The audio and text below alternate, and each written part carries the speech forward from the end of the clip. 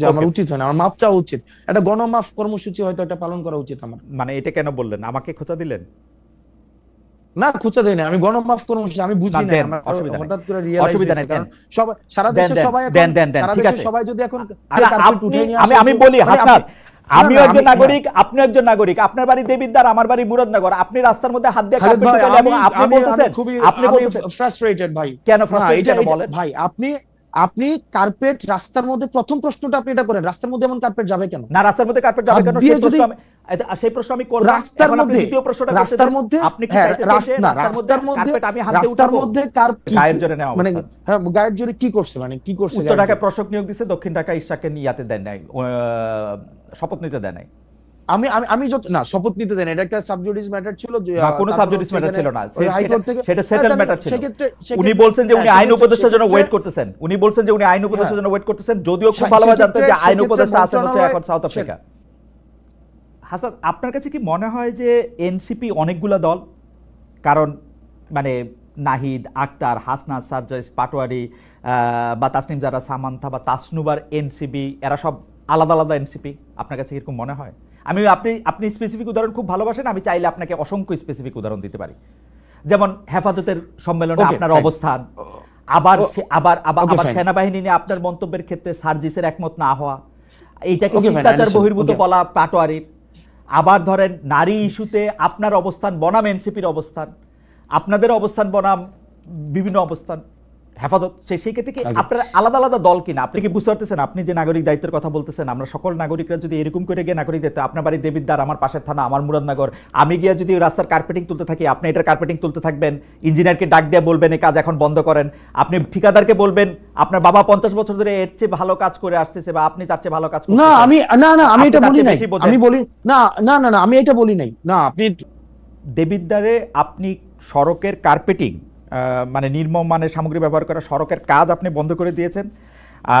পরিদর্শনে গিয়ে আপনি বিষয়টা দেখেন, আপনি যে কাজ বন্ধ করে দিলেন সেটা কি মানে, সেটা আপনি কোন অধিকার থেকে সেটা আপনি করলেন? মানে এটা কি আমি এনসিপি কাজ থেকে করলেন? বেশি, এবং আমার বাপ এই কাজ করে অনেক বছর ধরে, 50, অনেক বছর ধরে এই কাজ 50, করে, 50, 40-50 বছর ধরে, হ্যাঁ 50। 40, হ্যাঁ 40-50, হ্যাঁ 50 বছর ধরে করে আমি কি আমার বলছি? বাপ 50 বছর আমি কি ধরে, বলছি? হ্যাঁ 50 বছর ধরে। আপনি বলছেন আমার বাপ নাকি ওনার কাছ থেকে, ওনার থেকে ভালো কাজ করে আচ্ছা না, এই কনস্ট্রাকশন রিলেটেড কাজের সাথে, আপনি এটা বলছেন, আপনি আচ্ছা এটা বলছেন, আপনি আচ্ছা শুনে যান, আপনি এটা বলছেন আচ্ছা, যে ওনার কাছ থেকে ভালো কাজ করে, আমি এটা বলি নাই তো। আপনি এটা তাহলে আপনি বোঝানোর আপনি জন্য বলছেন, যে ঠিক আছে ঠিক আছে, আমি আমি আমি তো কনস্ট্রাকশন, কন্টেন্ট অ্যানালিসিসের কথা হ্যাঁ বলতেছি। এই, আপনি বলছেন হ্যাঁ এই যে কনস্ট্রাকশন আমার বাবা রিলেটেড ইস্যুতে, 50 বছর ধরে ঠিকাদারি কাজের সাথে যুক্ত, আমাকে এগুলি বুঝাইতে আসেন না, এটা কি আপনি বলছেন? মুহিউদ্দিন, জুলাই অভ্যুত্থানের, সফল জুলাই অভ্যুত্থানের পর আরেক জুলাই এখন আমাদের দরজায় করা নাড়ছে। সেই আন্দোলনের সমন্বয়কদের রাজনৈতিক দল জাতীয় নাগরিক পার্টি এনসিপিরও 4 মাসের মতো পার হয়েছে, 4 মাসের চেয়ে একটু বেশি। তারা যে নতুন রাজনৈতিক বন্দোবস্তের কথা বলছে সেগুলি আসলে কেমন, তাদের রাজনৈতিক লক্ষ্য, নির্বাচন কমিশনে তাদের মনোনয়ন মানে মার্কা, প্রতীক নিয়ে তারা, প্রতীকের আবেদন সহ তারা জমা দিয়েছে, এবার নির্বাচনে লড়বে তারা। কেমন করছে এনসিপি রাজনীতির কঠিন বাস্তবতায়, কেমন করছে এই দলটি, তা নিয়ে কথা বলার জন্য আমাদের সাথে রয়েছেন জাতীয় নাগরিক পার্টি বা এনসিপির দক্ষিণাঞ্চলের মুখ্য সংগঠক জনাব হাসনাত আবদুল্লাহ। জনাব হাসনাত আবদুল্লাহ, আপনাকে আমাদের অনুষ্ঠানে স্বাগত জানাই।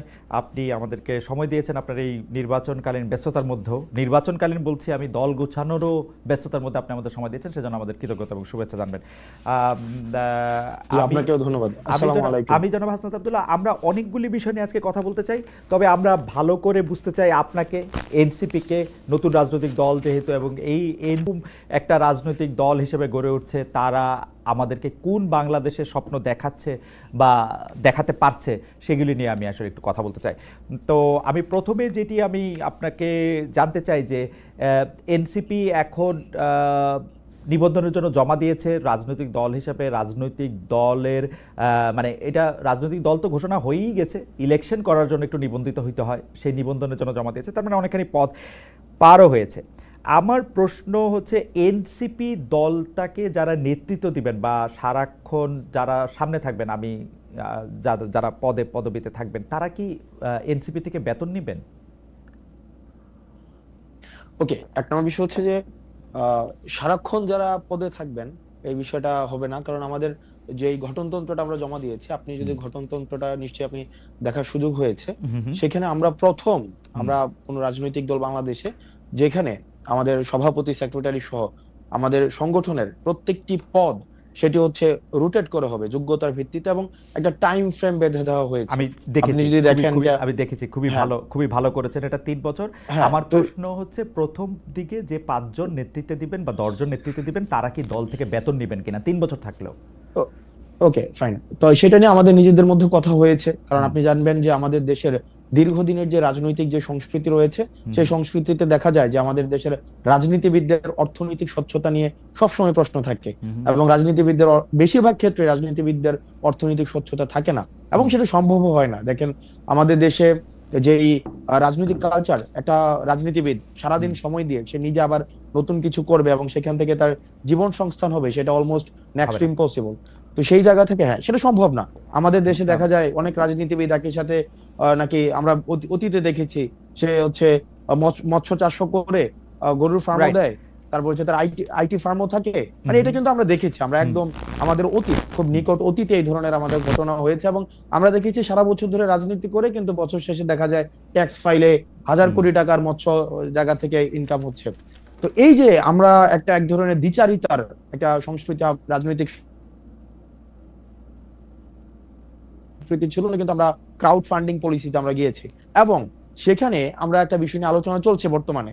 আমরা আমাদের জায়গা থেকে প্রস্তাব দিয়েছি, যারা হচ্ছে একদম ফুল টাইম পলিটিক্স করছে, আপনার একটা পদ হোল্ড করে খুব স্বাভাবিকভাবেই অন্য কোনো পেশাতে ওই সময়টায় সময় দেওয়া এটা ডিফিকাল্ট। সেজন্য আমরা প্রস্তাব দিয়েছি যে যাতে করে এটাকে বেতনভুক্ত করা হয়, যেন ওই পার্টিকুলার সময়ে যিনি যে সময়টা উনি ওই পদে থাকবেন, যাতে করে অন্য কিছুতে যুক্ত হতে না হয়। ওকে, তো ফুল টাইম যারা পলিটিক্স করবেন তারা আসলে বেতনভুক্ত হবেন।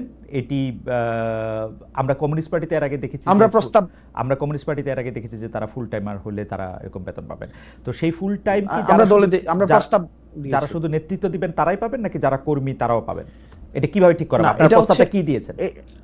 না, আমরা প্রস্তাবটা দিয়েছি যে আমাদের তো এটার শুধু এক লেয়ারের নেতা কর্মী থাকবে না, শুধু একটা পরিবারের নেতা কর্মী বা একটা শুধুমাত্র ওই যে পিক এন্ড চুজ, যে আমাদের দেশে যেটা হইতো যে নেতার পছন্দের যারা থাকবে তারাই হচ্ছে পদে যাবে, এটার কোনো সুযোগ নাই। যোগ্যতার ভিত্তিতে কাউন্সিল হবে, কাউন্সিলের মধ্য দিয়ে আমাদের হচ্ছে একটা এক্সিকিউটিভ বডি থাকবে, একটা পলিটিক্যাল কাউন্সিল থাকবে, এবং হচ্ছে পলিটিক্যাল এক্সিকিউটিভ বডিটা হচ্ছে প্রেসিডেন্ট এবং সেক্রেটারি নিজের মতো করে কর্মসূচি বাস্তবায়নের জন্য যে তাহলে আমরা দেখলাম যে সভাপতি, সাধারণ সম্পাদক বা কেন্দ্রীয় কমিটিতে বা যতখানি আপনারা ঠিক মনে করেন ততজন লোক আসলে এখান থেকে আপনারা বেতন নেবেন, ক্রাউড ফান্ডিং এর মাধ্যমে হোক বা দলের অন্যান্য আয় থেকে হোক, এটা স্বচ্ছভাবে এটা হবে। এটা আমরা প্রপোজ করেছি এবং এটা আমরা দেখেন আমরা শুরু থেকে একদম এই দল গঠনের শুরু থেকে বা তারও আগে থেকে শুরু থেকেই শুধুমাত্র আমাদের দলের মধ্য থেকে না, আপনি যদি আমরা সবাই চেয়েছি। আমরা মাঝে মাঝে আপনি কিছুদিন আগে একটা জিনিস বলছিলেন যে আমাদের অর্থনৈতিক স্বচ্ছতা নিয়ে যেভাবে প্রশ্ন করা হয় অন্যদেরকে করা হয় না, আমাদেরকে নিয়ে প্রশ্ন করা হবে, এটা খুব স্বাভাবিক, কারণ আমরা কিন্তু সেটা ঠিক আছে আমরা এখন সেই জায়গা থেকে হচ্ছে আমরা এটা নিশ্চিত করতে যাচ্ছি। ওকে, থ্যাংক ইউ। তাহলে ব্যাপারটা দাঁড়াইলো হচ্ছে যে আপনারা সেটা ঠিক করবেন, প্রপোজ করেছেন, অনেক ধন্যবাদ। একটা নতুন বিষয় নিশ্চয়ই এখন, কারণ কয়েকদিন আগে আমি আরেকটি বড় দলের বিএনপির ভারপ্রাপ্ত প্রধান বা বিএনপি চেয়ারপারসনরা দল থেকে বেতন নেন কিনা সেই প্রশ্নেরও করেছিলাম। বিএনপির নেতৃবৃন্দ একরকম জবাব দিয়েছেন যে তাদের আসলে অন্য আয়ের উৎস রয়েছে, বেতনের কথা তারা বলে না। আমি কমিউনিস্ট পার্টি ছাড়া আর কারো কথা শুনি নাই। আমার এখনকার প্রশ্ন হচ্ছে যে পার্টি সদস্যরা তো এখন বেতন নিচ্ছেন না, এখন চলছেন কিভাবে? ধরেন আপনাদের আহ্বায়ক জনাব নাহিদ ইসলাম কি করে এখন দিন গুজরান করছেন? ওকে ফাইন, আমাদের পার্টি সদস্য সবাই, মানে বিষয়টা এমন না যে এখানে বেকার, সবাই বেকার, বিষয়টা এমন না। আমার নিজস্ব কর্মসংস্থান রয়েছে, আমাদের পার্টির হচ্ছে অলমোস্ট সবারই কর্মসংস্থান, যাদের নেই সেই জায়গা থেকে আমরা হচ্ছে পার্টিতে আমরা ব্যক্তিগত জায়গা থেকে আমরা ডোনেট করি। যেমন আমাদের পার্টির সদস্যদের ইনিশিয়াল 5,000 টাকা করে হচ্ছে আমরা সদস্য ফর্মের ইয়া ছিল, মানে পার্টিতে যারা মেম্বার ছিল, তারপরে মান্থলি বেসিসে হচ্ছে আমরা সেখানে ডোনেট করি। না, সেটা তো দলের জন্য, দলের যারা মানে তারপর এটা ছিল দলের, এটা তো দলের জন্য আপনারা ডোনেট করতেছেন, দলের নেতার জন্য কি? দলের জন্য না, দলের নেতার জন্য আমরা ডোনেট করছি না। সেই জায়গা থেকে যেমন আমার জায়গাটা, মানে আমার জায়গাটা হচ্ছে যেমন আমার আহ, আমি আমার অর্থনৈতিক বিষয় নিয়ে না আপনার সাথে না না, এর সেটা আগে ঠিক তোর আছে, সাথে সেটা কথা ঠিক আছে, হয়েছে। আমি আপনার কথা হ্যাঁ, জানতে চাইছি না, কারণ আপনার কথা, আপনি বহুবার আপনি এই প্রশ্নের সম্মুখীন হচ্ছেন, আপনার কোচিং সেন্টারের কথা শুনেছি, আপনার অনেক কিছু শুনেছি যে পার্টিতে আপনি ছাড়াও আরো অনেক নেতা নেত্রী রয়েছেন, দলের আহ্বায়কের কথা আমি আমার বারবার জানতে চাইছি, অসংখ্য কারণ হচ্ছে যে আমার অসংখ্য কলিগস রয়েছে। দেখেন, জি, আমাদের অসংখ্য কলিগস রয়েছে যারা নিজ নিজ জায়গায় প্রতিষ্ঠিত। রাইট, আপনি তাসনিম জারাকে রাইট, দেখবেন, রাইট, আর তারপরে হচ্ছে খালিদ অ্যাবসলিউটলি, সাইফুল্লাহ ভাই আছে, এতেশাম ভাই আছে, তাসনুবা জাবিন আপা আছে, ডাক্তার। দেখেন, আমি প্রফেশনালি যদি আলাদা করি, এই পার্টিতে হচ্ছে না না, ডাক্তার রয়েছে, অ্যাবসলিউটলি, এই পার্টিতে অ্যাডভোকেট রয়েছে, আমার এই এটাতে কোনো পার্টিতে আপত্তি নাই, ফাইন। কিন্তু হ্যাঁ, যাদের হ্যাঁ, যাদের নাই, যারা চাকরি করেন না, চাকরির জন্য আন্দোলন করতেছিলেন, এখন আইসা মানে জাতির প্রয়োজনে, সময়ের প্রয়োজনে যারা নেতৃত্ব দিচ্ছেন একটি দলকে বা অন্য দায়িত্ব পালন করছেন, তারা কি করছেন সেটি আমি জানতে চাইছি।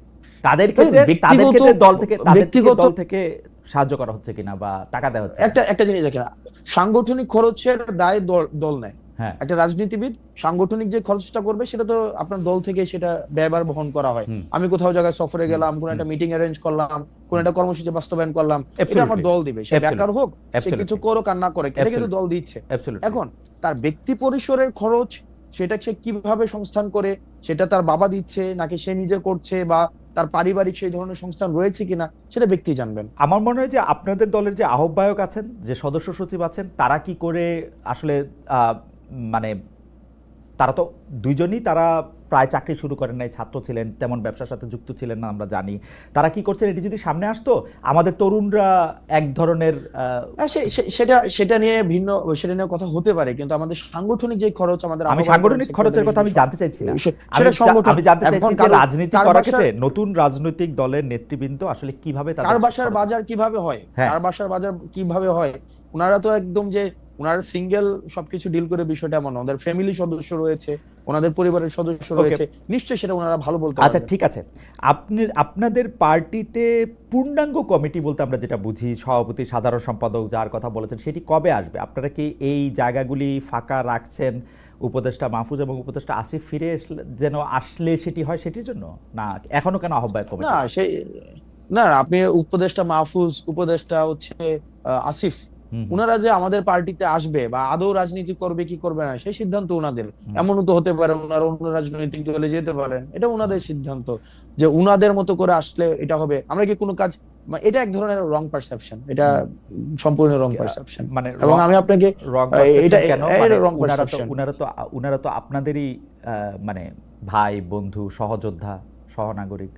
উনারা উনারা কি, আমি জিজ্ঞেস করতে চাই, ওনারা কি এনসিপির প্রতিনিধিত্ব করছে সরকারে? আমার কাছে এনসিপির তো তখন জন্ম হয় নাই যখন তারা সরকারে গেছিলেন। হ্যাঁ, আমার কাছে মনে হয় উনাদের তো প্রতিনিধিত্ব এনসিপি গণঅভ্যুত্থানের করতেছে, এটা একটা, আমার কাছে মনে হয় উনারা আর আপনারা একই লোক। কেমনে মনে হয় এটা? কারণ মানে সকল কেমনে মনে হয় কথায়, সকল আচরণে, ওনারা- সকল কথায়, সকল আচরণে আপনারা সরকারকে ডিফেন্ড করেন, সরকারের যতটুকু অংশ, দুই উপদেষ্টা, ছাত্র উপদেষ্টা আপনাদের আছেন, তাদেরকে ডিফেন্ড করেন, তারা আপনাদেরকে ডিফেন্ড না, করেন। আমরা কেমনে সরকারকে, না আমরা না সরকারকে আপনারা defend সরকারের করি, যতটুকু, সরকারকে হ্যাঁ আপনারা না, সরকারের সমালোচনা না, করেন, না, যতটুকু, আপনারা দেখেন, হ্যাঁ সরকার যতটুকু যতটুকু হচ্ছে উপদেষ্টা দুজনকে বাদ দিয়ে আপনারা সমালোচনা করেন সরকারকে। না, উপদেষ্টা দুইজনকে বাদ দিয়ে কিভাবে, তারা ছাত্র। দেখেন, বেশিরভাগ ক্ষেত্রে আমার, তারপর হচ্ছে দুইজন উপদেষ্টা বা আমাদের পার্টির আর দুইজন উপদেষ্টার কথা যদি কোনো ক্ষেত্রে মিলে, তো সেক্ষেত্রে খুব স্বাভাবিক না আচ্ছা, বিষয়টা, কারণ আমরা তো ছাত্র প্রতিনিধি হিসেবে ওনারা সেখানে গিয়েছিলেন। এখন স্বাভাবিকভাবে মিলে এই না, মিলে যাওয়ার স্বাভাবিকভাবে মানেই মিলে না। না, হ্যাঁ, স্বাভাবিকভাবে মিলে না। আমরা দেখেন, আমরা তিনজন ছাত্র উপদেষ্টা আপনি পেয়েছিলাম। স্পেসিফিক বলেন, আমরা হ্যাঁ, আমি একটু স্পেসিফিক বলি, স্পেসিফিক বলেন। স্পেসিফিক বলি, আমরা হ্যাঁ, স্পেসিফিক বলেন। তিনজন ছাত্র উপদেষ্টা পেয়েছিলাম। একজন ছাত্র উপদেষ্টা এসে এই দলের আহ্বায়ক হয়েছেন, দুই ছাত্র উপদেষ্টা আলাদা রয়েছেন। এই দুই ছাত্র উপদেষ্টা যখন কোনো সরকারি কাজে সম্পৃক্ত হন, রাষ্ট্রীয় কোনো যখন সিদ্ধান্ত নেন, আমরা দেখা যায় এনসিপি একই সূত্রে কথা বলে।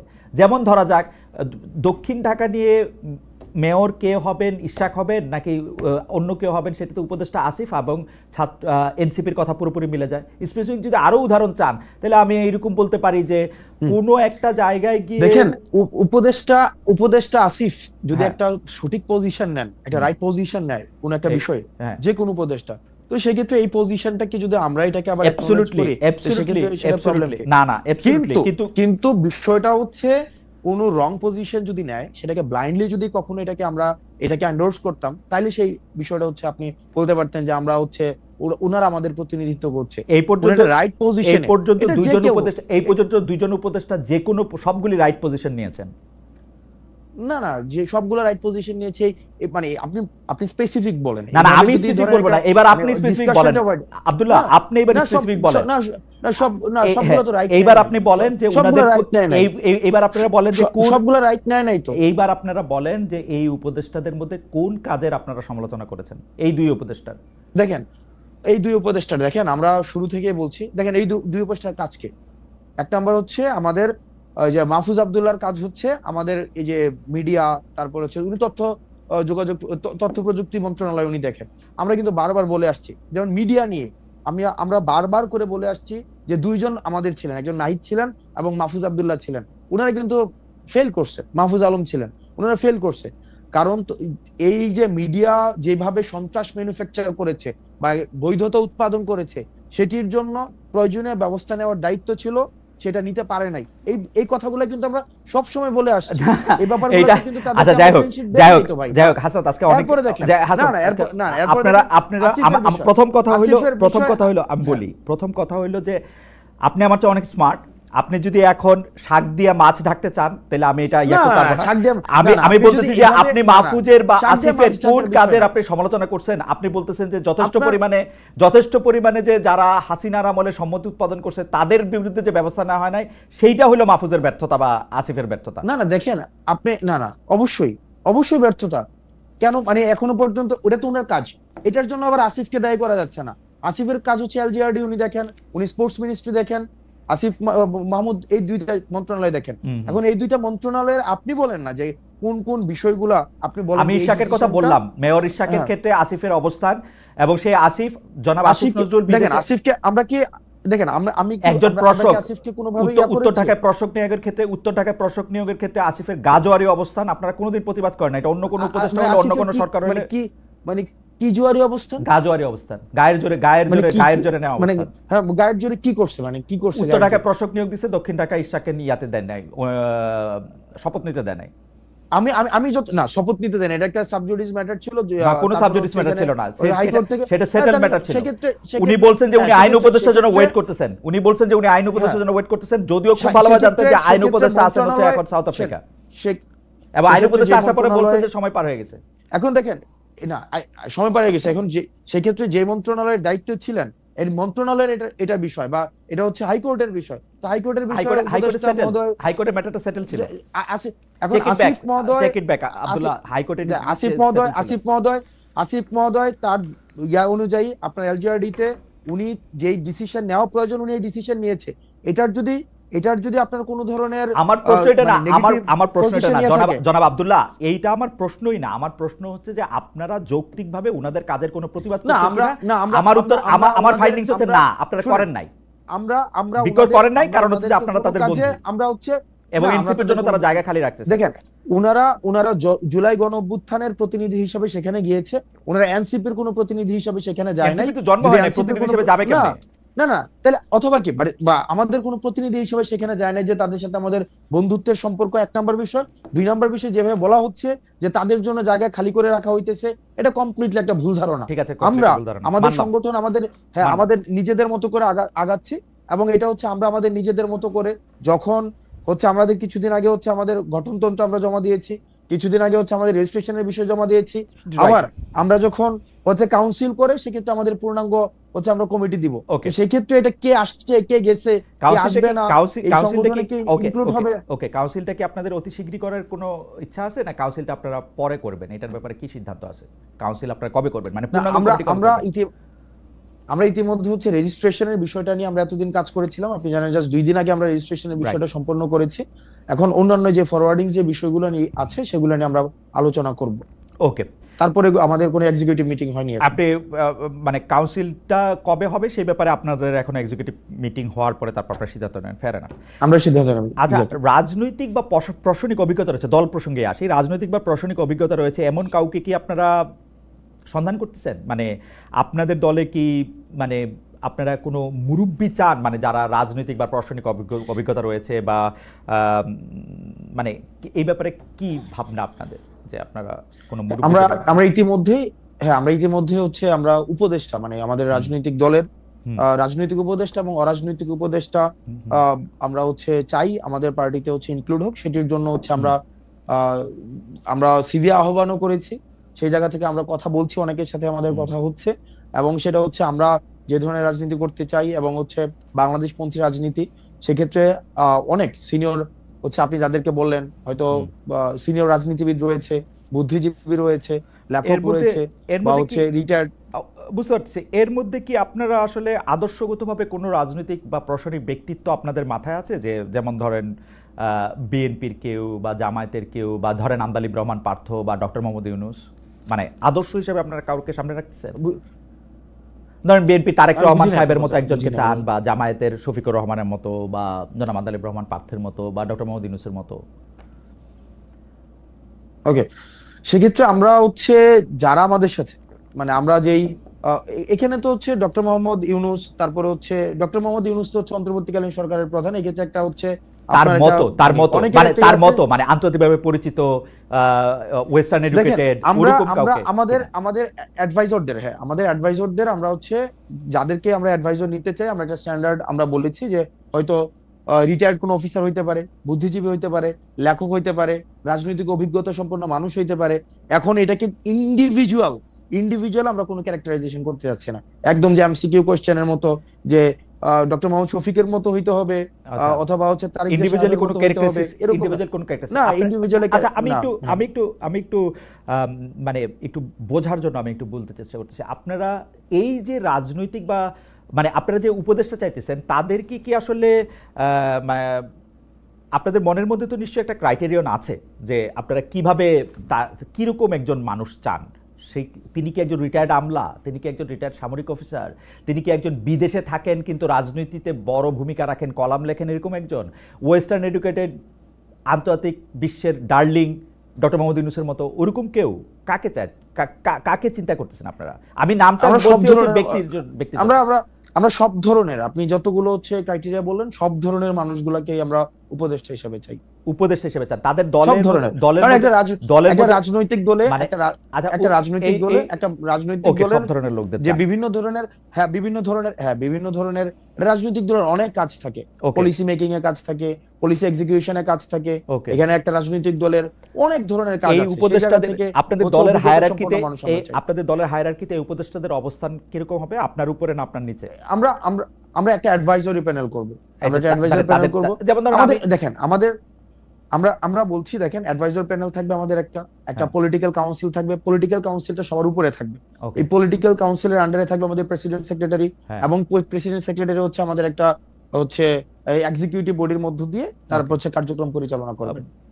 ওকে। ধরেন ধরেন মানে অন্য কাউকে দিয়ে উদাহরণ দিলে তো এটা মুশকিল, আমি আমারে দিয়ে উদাহরণ দিই। ধরেন আমাকে আপনারা এনসিপির উপদেষ্টা হিসেবে নিলেন, আমার স্ট্যাটাসটা আসলে কি হবে? মানে আমি আজকে যদি আপনারা সরকার গঠন করেন, আচ্ছা সরকার গঠনের কথা আপনি বাদ দেন, আজকে আপনাদের যদি পূর্ণাঙ্গ পার্টির কমিটি হয়, সেক্ষেত্রে আমার স্ট্যাটাসটা কি হবে? মানে আমি উপদেষ্টা।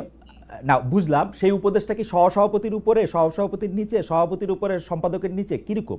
যেমন বিএনপিটা আমি জানি, আওয়ামী লীগেরটাও আমি জানতাম, এখন তো আর জানি না, কিন্তু মানে নতুন যদি দল হয়ে থাকে, কিন্তু বিএনপিটা আমি জানি, এখনো জানি। দেখেন, আমরা আমরা আমরা আমরা আমরা যেটা করতে চাই সেটা হচ্ছে যে মেটাফরিক অর্নামেন্টাল যে পোস্ট গুলা ছিল আগে, মানে অর্নামেন্টাল অনেকগুলো, 100 উপদেষ্টা, 200 হচ্ছে আপনার ভাইস প্রেসিডেন্ট, 500 হচ্ছে, মানে এগুলো হচ্ছে প্রাইস পোস্টিং করা হইতো। রাইট।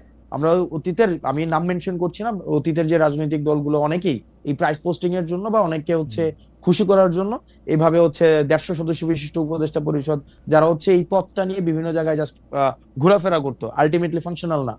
রেদার আমরা যেটা চাচ্ছি সেটা হচ্ছে একটা ফাংশনাল একটা পোস্ট হোক। আপনাকে আমি উপদেষ্টা হচ্ছে আমরা দিব কিনা সেটা হচ্ছে আমরা আলাপ আলোচনা করে, মানে যেই হোক, মানে এনিওয়ান, আমরা পার্সনিফাই করতে চাচ্ছি না, মানে ওই ক্রাইটেরিয়ার ভিত্তিতে আমরা যাদেরকে আমরা উপদেষ্টা, মানে উপদেষ্টা আমরা চাচ্ছি দুই ধরনের। একটা হচ্ছে রাজনৈতিক উপদেষ্টা, রাজনৈতিক উপদেষ্টা হচ্ছে সে আমার পার্টির উপদেষ্টা হিসাবে কাজ করবে, সে পার্টি মানে পার্টিজান উপদেষ্টা সংসদ নির্বাচনে অংশগ্রহণ করবে কিনা, আপনারা তাদেরকে এমপি ইলেকশনের টিকিট দিবেন? আমি তো সেটাই বললাম যে একটা হচ্ছে পার্টিজান হচ্ছে উপদেষ্টা, যে আমার পার্টির উপদেষ্টা হিসাবে কাজ করবে এনসিপি, আর হচ্ছে অরাজনৈতিক, সে হয়তো এনসিপির রাজনীতি করবে না, কিন্তু বা এনসিপির হয়তো একদম সদস্য হিসেবে, যেটা সদস্য ফর্ম কিনে এনসিপির সদস্য হবে, মানে উপদেষ্টাদের এনসিপির সদস্য হইতে হবে। মনে করেন জামাতের প্রধান, তিনি এনসিপির উপদেষ্টা হইতে পারবেন? আমরা আমরা আমরা আমরা দুই ধরনের উপদেষ্টা, আমি শুরু অরাজনৈতিক থেকেই বলছি উপদেষ্টা একই কথা। অরাজনৈতিক উপদেষ্টা ক্ষেত্রে আমরা বলতেছি। আমরা হ্যাঁ আমরা আমরা হ্যাঁ দুই ধরনের, একটা হচ্ছে রাজনৈতিক উপদেষ্টা, একটা হচ্ছে অরাজনৈতিক অরাজনৈতিক উপদেষ্টা। উপদেষ্টার কথা অরাজনৈতিক বলছি। উপদেষ্টা, অন্য একটা দলের রাজনীতি করেন, অরাজনৈতিক আপনার এখানে এসে উপদেষ্টা হইলেন, এটা হবে? আপনি আমরা আমরা একটা অরাজনৈতিক উপদেষ্টাকে তো নিশ্চয়ই হচ্ছে এই পার্লামেন্টের হচ্ছে দিব না, মানে তাকে রাজনৈতিক উপদেষ্টা সেক্ষেত্রে হচ্ছে সংসদীয় ইলেকশনের সেক্ষেত্রে অ- আমরা অবশ্যই নমিনেট করতে, আলোচনা সাপেক্ষে নমিনেট করা যেতে পারে। অরাজনৈতিক উপদেষ্টা কি অন্য একটা রাজনৈতিক দল করেও আপনাদের উপদেষ্টা হতে পারবেন কিনা? দেখেন, এই অরাজনৈতিক উপদেষ্টা যারা থাকেন নর্মালি, যারা বুদ্ধিজীবী, হুম, সাংবাদিক, প্রথিতযশের সাংবাদিক, যাদের হচ্ছে দীর্ঘদিনের রাজনীতি করার একটা অভিজ্ঞতা রয়েছে, হুম, সেক্ষেত্রে সে যদি অন্য কোনো রাজনৈতিক দলকে উপদেশ দেয় কোনো বিষয়ে, হুম, সেক্ষেত্রে তার উপদেশ নিতে তো সেক্ষেত্রে এটার কোনো ধরনের মানে কোনো ধরনের সেন্সরশিপ থাকার কথা নয়। ওকে। আমরা আবার একটু এনসিপিতে ফিরে আসি, কারণ এই দলটা তো কি বলবো, যখন এই দলটি গঠিত হয়েছে তখনও সবাই, আজকে যারা আপনাদের রাজনৈতিক বিরোধী দল তাদের মধ্যে থেকে যারা বিএনপি, জামায়াত ইসলামী সহ বড় বড় রাজনৈতিক দলের অনেকেই এনসিপির আত্মপ্রকাশকে স্বাগত জানিয়েছেন, তারা শুভেচ্ছা জানিয়েছেন, আমরাও সকলে স্বাগত এবং শুভেচ্ছা জানিয়েছি, এখনও স্বাগত এবং শুভেচ্ছা জানাই, এবং সেই জন্য একটু দলটাকে একটু বুঝতেও চাই। হাসান, আপনার কাছে কি মনে হয় যে এনসিপি অনেকগুলো দল? কারণ মানে নাহিদ, আক্তার, হাসনাত, সারজাইস, পাটোয়ারি বা তাসনিম জারা, সামান্থা বা তাসনুবার এনসিপি, এরা সব আলাদা আলাদা এনসিপি, আপনার কাছে এরকম মনে হয়? আপনি স্পেসিফিক উদাহরণ খুব ভালোবাসেন, আমি চাইলে আপনাকে অসংখ্য স্পেসিফিক উদাহরণ দিতে পারি।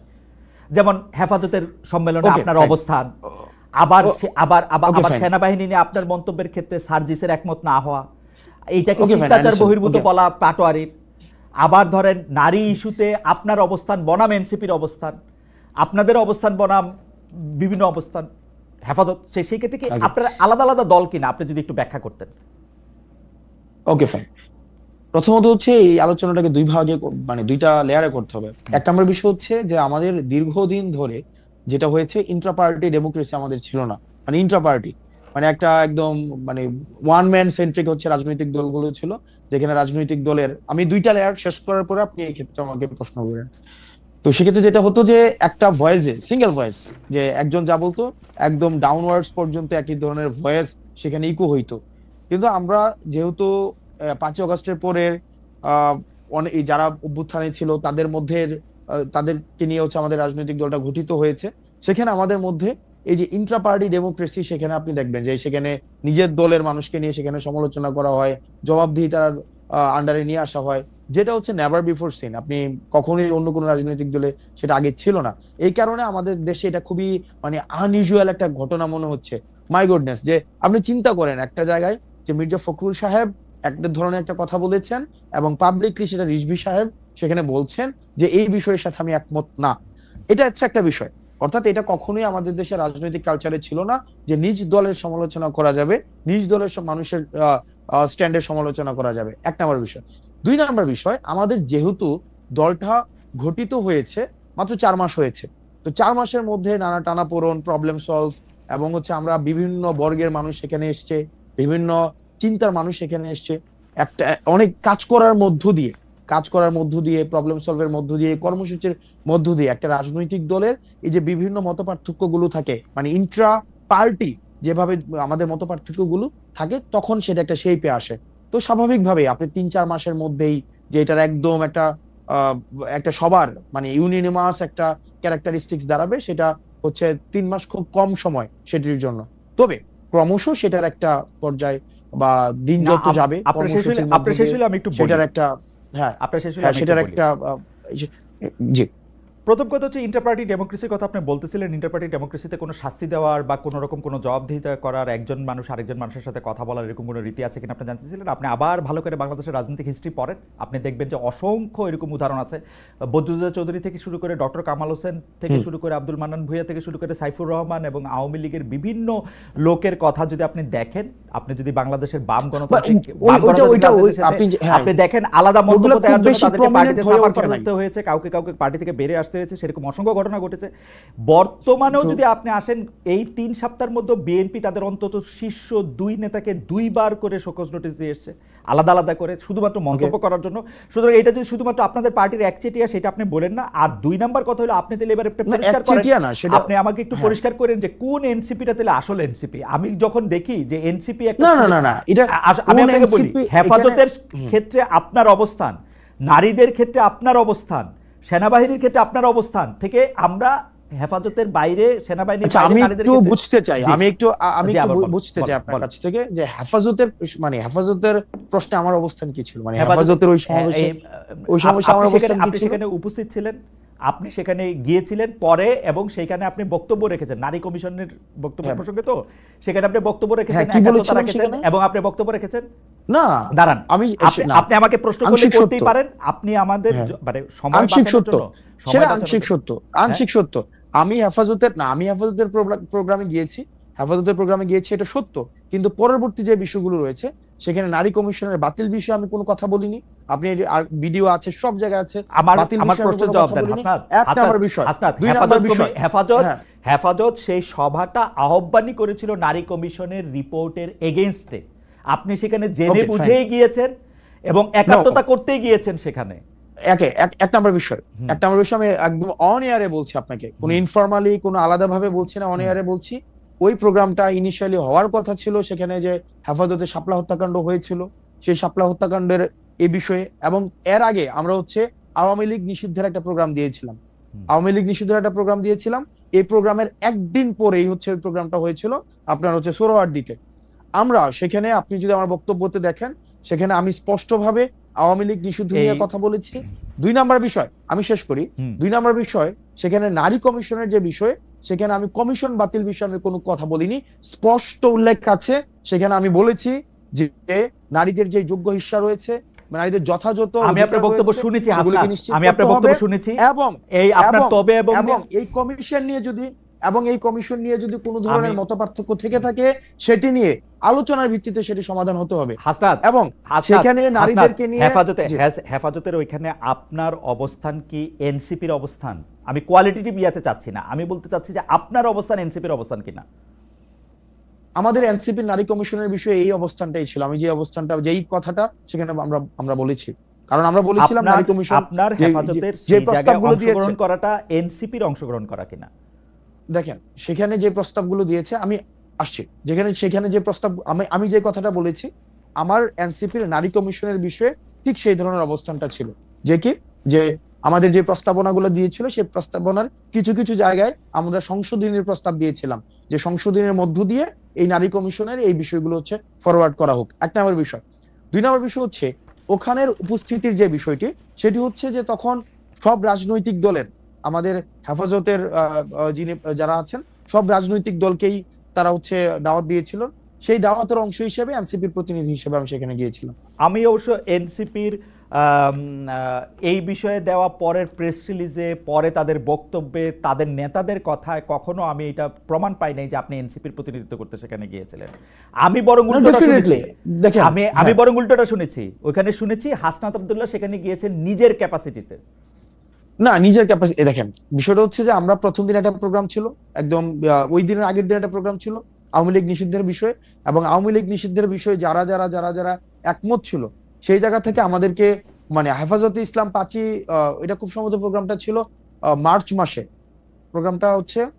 মার্চ মাসে ছিল না প্রোগ্রামটা? হ্যাঁ, মার্চে ছিল, মার্চে ছিল প্রোগ্রামটা।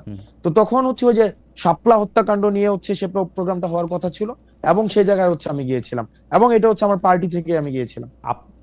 যাই হোক, এইটা আপনি নিশ্চয়ই পরে আবার ভেবে দেখবেন, যখন আপনার নিজের রাজনৈতিক ক্যারিয়ারে যখন আপনি পিছনে তাকাবেন, তখন আপনি ভেবে দেখবেন। না খালিদ ভাই, খালিদ ভাই একটা বিষয়, আমরা কিন্তু একটা বিষয় যে সেখানে বলা যে আমার উপস্থিতিতে সেখানে নারীদেরকে নিয়ে নেতিবাচক কথা বলা হয়েছে, সেখানে বাজে মন্তব্য করা হয়েছে, সেটা একদমই না।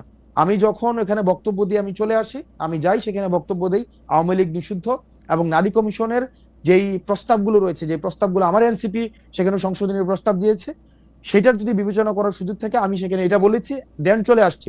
এর পরবর্তীতে আমার অনুপস্থিতিতে সেখানে নেতিবাচক কথা বলা হয়েছে, যেটির আবার আমার পার্টি থেকে সেখানে সেটি নিন্দা জানানো হয়েছে। ওকে, ফেয়ার এনাফ। আমি সেনাবাহিনী নিয়ে একটু আপনার দৃষ্টি আকর্ষণ করতে চাই, যে আপনি সেনাপ্রধানকে নিয়ে বলেছিলেন যে আওয়ামী লীগ পুনর্বাসনে আপনাকে সেনাপ্রধানের প্রস্তাব দেওয়া হয়েছে। মার্চে আপনি এরকম একটা পোস্ট করেছিলেন, আওয়ামী লীগকে সেনাপ্রধান বা সেনাবাহিনী পুনর্বাসন করতে চায়, সেই রকম একটা বক্তব্য দিয়েছিলেন। এই বক্তব্যে, আপনার বক্তব্যের সাথে আপনাদেরই আরেক নেতা সার্জিস আলম একমত হন নাই, এবং নাসিরুদ্দিন পাটোয়ারী সাহেব সিলেটে এক অনুষ্ঠানে বক্তৃতা আপনার এই বক্তব্যকে শিষ্টাচার বহির্ভূত বলেছিলেন। আপনার একটু মন্তব্য করতে চাই। ওকে, এখানে হচ্ছে সার্জিসের স্ট্যাটাসটা যদি দেখেন, সে আমার বক্তব্যের সাথে একমত না, বিষয়টা এমন না। বিষয়টা হচ্ছে সে বলেছে যে আপনি টোন, সেটিং, মুড, অ্যাটিটিউড, একটা বক্তব্যের মধ্যে এই জিনিসগুলো থাকে, টোন থাকে, ওই বক্তব্যের সেটিং, ওই বক্তব্যের মুড, ওই বক্তব্যের অ্যাটিটিউডটা কেমন হয় ওইটা। সার্জিস যেটা বলেছে সেটা হচ্ছে যে আমি যেটাকে বলেছি যে আমাদেরকে এক ধরনের রুড ভাবে বলা হয়েছে, সার্জিস সেটাকে টোন ডাউন করেছে। সার্জিস যেটা বলেছে যে আমার কাছে যেটা রুড মনে হয়েছে ওর কাছে সেটা হয়তো রুড মনে হয়নি। আর নাসির ভাই যেটা হচ্ছে সিলেটের বক্তব্য ইফতার পার্টিতে যেটা বলেছেন যে এই ধরনের বিষয়ে মানে আমাদের কখনোই দেখা যায়নি যে এই ধরনের বিষয় পাবলিক স্ফেয়ারে কখনো নিয়ে আসা হয়েছে। এই পাবলিক স্ফেয়ারে নিয়ে আসাটা উনি বলেছেন শিষ্টাচার বহির্ভূত। আপনার সাথে কি সে সময় উপদেষ্টা আসিফ যুক্তি করে ওই প্রায় একই সময় যে উনি এই কথাটা বলেছিলেন যে সেনাপ্রধান বুকে পাথর বেঁধে ডক্টর ইউনূসকে মেনে নিয়েছিলেন, সেটা কি আপনার সাথে যুক্তি বুদ্ধি করে তারপরে, মানে আপনারা দুজন একই জায়গায় ছিলেন আর কি? না, আমরা দুজন তো একই জায়গায় কেন থাকবো? একই জায়গায় মানে একই বক্তব্যের same page, I understand, same page, yes, হ্যাঁ সেম পেজে আমরা যুক্তি করে সেখানে ছিলাম, বিষয়টা এমন না। আমি যখন প্রকাশ করি পরবর্তীতে আমি দেখেছি যে আসিফ সেখানে তার অভিজ্ঞতা, যেটা সরকার গঠনের সময় সেনাপ্রধানকে নিয়ে যে তার অভিজ্ঞতা সেটাকে প্রকাশ করেছে। জনাব নাহিদও কি একই রকম বক্তব্য পোষণ করেন? এনসিপি আসিফ সাহেবের বক্তব্য ওন করে কিনা? এনসিপি আসিফ সাহেব তো হচ্ছে সরকার গঠন প্রক্রিয়ার সাথে সরাসরি যুক্ত, রাইট? সরকার গঠনের প্রক্রিয়ার সাথে জনাব নাহিদও সরাসরি যুক্ত ছিলেন। এই ক্ষেত্রে এনসিপির অবস্থান কি? সত্যি সেনাপ্রধান ডক্টর মোহাম্মদ ইউনূসকে বুকে পাথর বেঁধে আসতে বলছিলেন? এবং এসে আসিফ বলেছে, ওই জায়গাতে আসিফ বলেছে, এবং সেক্ষেত্রে আসিফ এই বিষয়টাকে আরো মানে আপনি আসিফ থেকে সেই বিষয় হচ্ছে ক্লিয়ার হতে পারেন। ওকে, আপনাদের আচ্ছা এই দেখেন খালিদ ভাই এই আরেকটা প্রশ্ন যাওয়ার আগে দেখেন, এই চেঞ্জটা যেটা হয়েছে, এই ট্রান্সফরমেশনটা যেটা হয়েছে সেটা কিন্তু একদম মানে যে প্রত্যেকটা এখানে ইন্ডিভিজুয়ালের প্রত্যেক ডিফারেন্ট অভিজ্ঞতা রয়েছে। আমরা এখানে এনসিপি করার পূর্বে প্রত্যেকটা মানুষের এই অভ্যুত্থানে ডিফারেন্ট হচ্ছে অভিজ্ঞতাগুলো রয়েছে। সেই অভিজ্ঞতার হচ্ছে ফিউশন হয়েছে এনসিপিতে। সবার একই ধরনের অভিজ্ঞতা থাকবে, সবাই একই লেন্সে হচ্ছে অভ্যুত্থানকে দেখেছে, বা অভ্যুত্থানে যে এলিমেন্টসগুলো ছিল এরকম একটা বিষয়, এরকম এমন না। আসিফের অভিজ্ঞতার সাথে ওই মিটিং এ আমি ছিলাম না। সরকার গঠনের 8ই আগস্টে মিটিংটা মনে 7ই আগস্ট হয়েছে, 7ই আগস্টের ওই মিটিং এ আবার আমি ছিলাম না। যে মিটিং আবার আমি ছিলাম সেই মিটিং এ আবার হয়তো নাই ছিল না। তো সেক্ষেত্রে পার্টি গঠনের সবাই তো সব জায়গায় সব মিটিং এ থাকবে না, কিন্তু এটা অনেক বড় ব্যাপার। আপনি কি এটা উপলব্ধি করতেছেন যে এটা অনেক বড় ব্যাপার? হ্যাঁ, অফকোর্স বড় ব্যাপার, অফকোর্স। এবং এটা কখনো শেয়ার করা হয় নাই, কখনো ক্রস চেক করা হয় না, ব্যাপারটা তো এরকম না। অভ্যুত্থানকালীন এক্সপেরিয়েন্সগুলো আমরা ইন্ডিভিজুয়াল অনুযায়ী অনেকের কিছু অন্তত মানে মেজর এক্সপেরিয়েন্স হচ্ছে সেম, কিন্তু প্রত্যেকের আবার কিছু এক্সপেরিয়েন্স রয়েছে যেটা আবার অন্যজনের এক্সপেরিয়েন্সটা ওই অভ্যুত্থানে হয়নি। সেক্ষেত্রে শতভাগ আমার এক্সপেরিয়েন্সটাই যে নাহিদের হবে, নাহিদের এক্সপেরিয়েন্স আমার হবে, এই বিষয়টি হচ্ছে যে আমার কাছে মনে হয় যে এই বিষয়টি সব ক্ষেত্রে সঠিক নয়। আমি আসলে এটা নিয়ে আর কথা বাড়াতে চাই না, দর্শকরা শুনবে, বিচার করবে আপনাদের অবস্থান।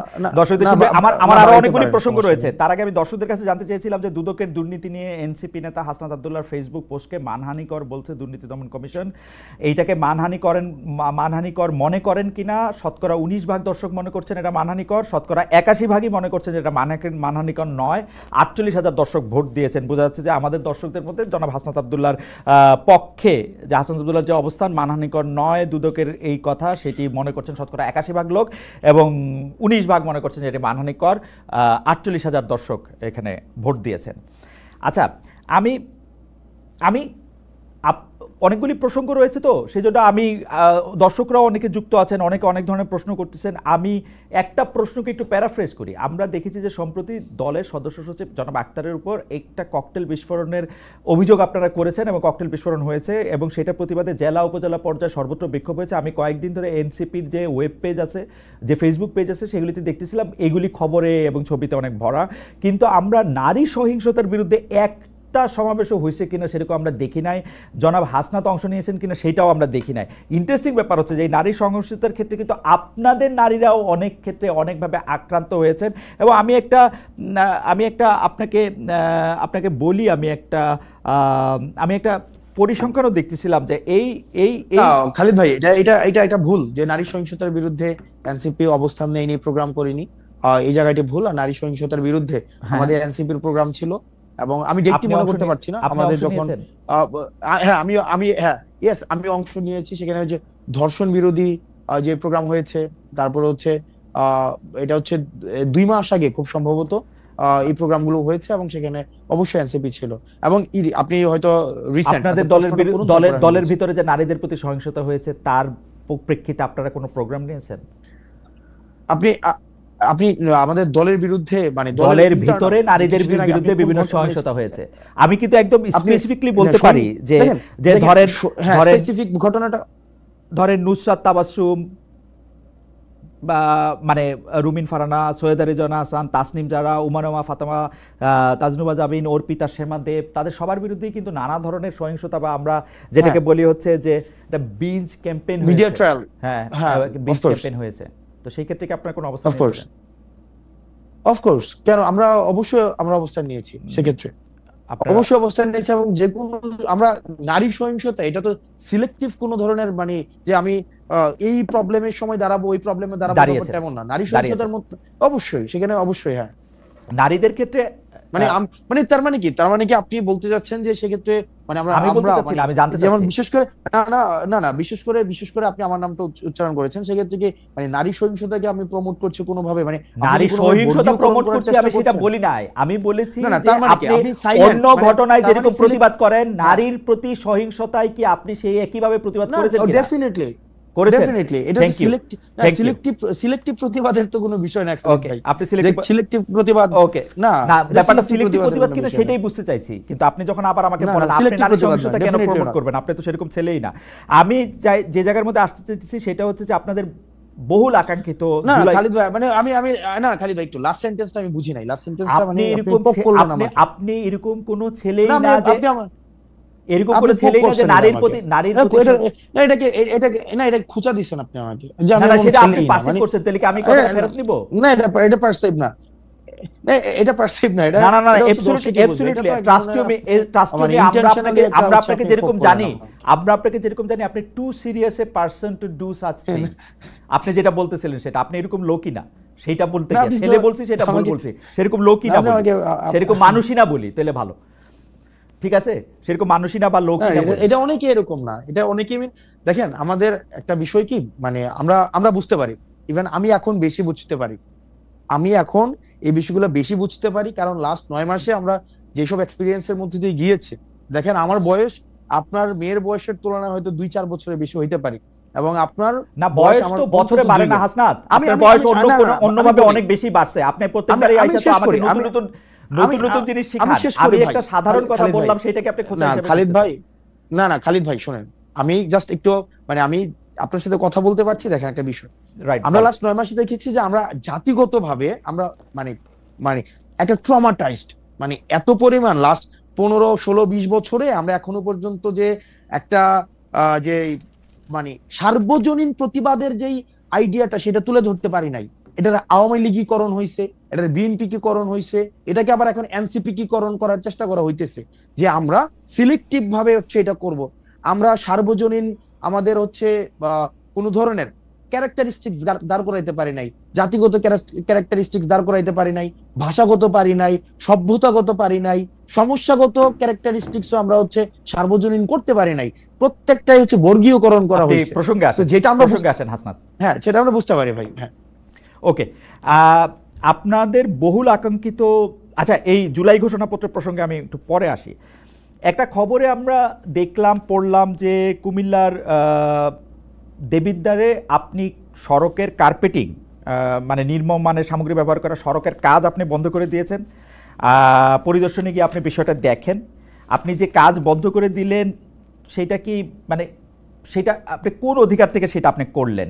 মানে এটা কি এনসিপি থেকে করলেন? এনসিপি থেকে করলেন? আমি কাজ বন্ধ করে দেই নাই। আমি কাজ বন্ধ করে দেই নাই। সেখানে হচ্ছে যিনি দায়িত্বে ছিলেন যে ইঞ্জিনিয়ার, সেই ইঞ্জিনিয়ার সেই কাজ বন্ধ করেছেন। আমি সেখানে জানতে চেয়েছিলাম, আমি ভিডিও দেখতেছিলাম যে আপনি কার্পেটিং হাত দিয়ে তুলতেছেন। এই দায়িত্বটা আপনাকে কে দিছে? এনসিপি নাকি আপনি নিজেই নিজেকে দিছেন? আমি বারবার আপনাকে এটা আমি নিজে নিছি। এই দায়িত্ব এটা নাগরিক দায়িত্ব। এটা নাগরিক দায়িত্ব। এই দায়িত্বটা এনসিপি থেকে না। এটা আমরা না, এই দায়িত্ব, এই নাগরিক দায়িত্বটা আমরা নেই নাই বলেই, আমরা এই নাগরিক দায়িত্বটা আমরা নেই নাই বলেই এতদিন পর্যন্ত আমাদের নেতারা আমাদেরকে বুঝুং বুঝাইতে পারছে। এটা হচ্ছে, এবং এটা এখন আপনি আমাকে প্রশ্ন করতে পারেন এর আগে এই ধরনের ঘটনা আমি কখনো করেছি কিনা রাজনৈতিক দল হওয়ার আগে। এর আগে অসংখ্য এরকম নাগরিক বিভিন্ন সম্পৃক্ত ইস্যুতে আমার বিভিন্ন সময় আপনি কি বুঝতে পারতেছেন? আপনি যে নাগরিক দায়িত্বের কথা বলতেছেন, আমরা সকল নাগরিকরা যদি এরকম করে গিয়ে নাগরিক দায়িত্ব, আপনার বাড়ি দেবিদ্বার, আমার পাশের থানা, আমার মুরাদনগর, আমি গিয়ে যদি রাস্তার কার্পেটিং তুলতে থাকি, আপনি এটার কার্পেটিং তুলতে থাকবেন, ইঞ্জিনিয়ারকে ডাক দিয়ে বলবেন এই কাজ এখন বন্ধ করেন, আপনি ঠিকাদারকে বলবেন আপনার বাবা 50 বছর ধরে এর চেয়ে ভালো কাজ করে আসতেছে বা আপনি তার চেয়ে ভালো কাজ করতেছেন। আমি এটা বলি নাই। আমি বলি না, আমি এটা বলি নাই। না, আপনি ভিডিওটা চালু করেন, আমি ভিডিও এখন দেখাবো, তাহলে আপনি আমার বক্তব্যটা এটা আপনি উইথড্র করেন। আমি এটা বলি না আমার বাবা হচ্ছে 50 বছর ধরে ওনার কাছ থেকে বাবা বলছেন না যে আপনি বলছেন না যে আপনি বাবা অনেক বছর ধরে ঠিকাদারি করেন। আমি বলছি ইয়েস, আমি বলছি আপনি 50 বছরের কথাটা বলেন নাই আপনার বাবার প্রসঙ্গে। দেখেন, আমি বলি না। হ্যাঁ, আমি অবশ্যই বলছি, কিন্তু কি বলছি কেন? আপনি আপনার সেন্টেন্সটা কি বলছেন? আমার সেন্টেন্সটা বলছি আপনার সেন্টেন্স মিলাই আসেন, কন্টেন্ট অ্যানালাইসিস করে। আমি কি বলছি আপনি কি বলছেন বলেন। ঠিক আছে, আমি বলছি যে ওনাকে বলছি যে আপনার বয়স আমার থেকে অনেক বেশি। আমি ওনাকে বলছি, আমার স্পষ্ট মনে আছে যে আপনার বয়স আমার থেকে অনেক বেশি, এবং আমার বাপ এই কাজ করে অনেক বছর ধরে, অনেক বছর ধরে কাজ করে, 40-50 বছর ধরে, 50 বছর ধরে করে। আমি কি আমার বাপ 50 বছর, আমি কি বলছি? হ্যাঁ, 50 বছর ধরে। আপনি বলছেন আমার বাপ নাকি ওনার থেকে ভালো কাজ করে। আচ্ছা, না, এই কনস্ট্রাকশন রিলেটেড কাজের সাথে আপনি এটা বলছেন, আপনি এটা বলছেন, শুনে যান, আপনি এটা বলছেন যে ওনার কাছ থেকে ভালো কাজ করে। আমি এটা বলি নাই তো। আপনি বলছেন, ঠিক আছে আমি তো কন্টেন্ট অ্যানালাইসিসের কথা বলছি। আপনি বলছেন যে আমার বাবা 50 বছর ধরে ঠিকাদারি কাজের সাথে যুক্ত, আমাকে এগুলি বুঝাইতে আসেন না, এটা কি আপনি বলছেন? যুক্ত, হ্যাঁ, এটা আমি বলছি। কারণ এই কনস্ট্রাকশন রিলেটেড কাজগুলো এই সম্পর্কে আমার মানে একটু হইলেও আইডিয়া আছে। এখন আপনি যেটা বললেন যে কার্পেট, আপনি প্রশ্নটা ওই জায়গায় করতে পারেন যে কার্পেটটা উঠাইতো, মানে কার্পেট উঠবে কেন, মানে কার্পেট উঠবে কেন, সেটা না ধরে যে কার্পেট উঠাইতে গেছে।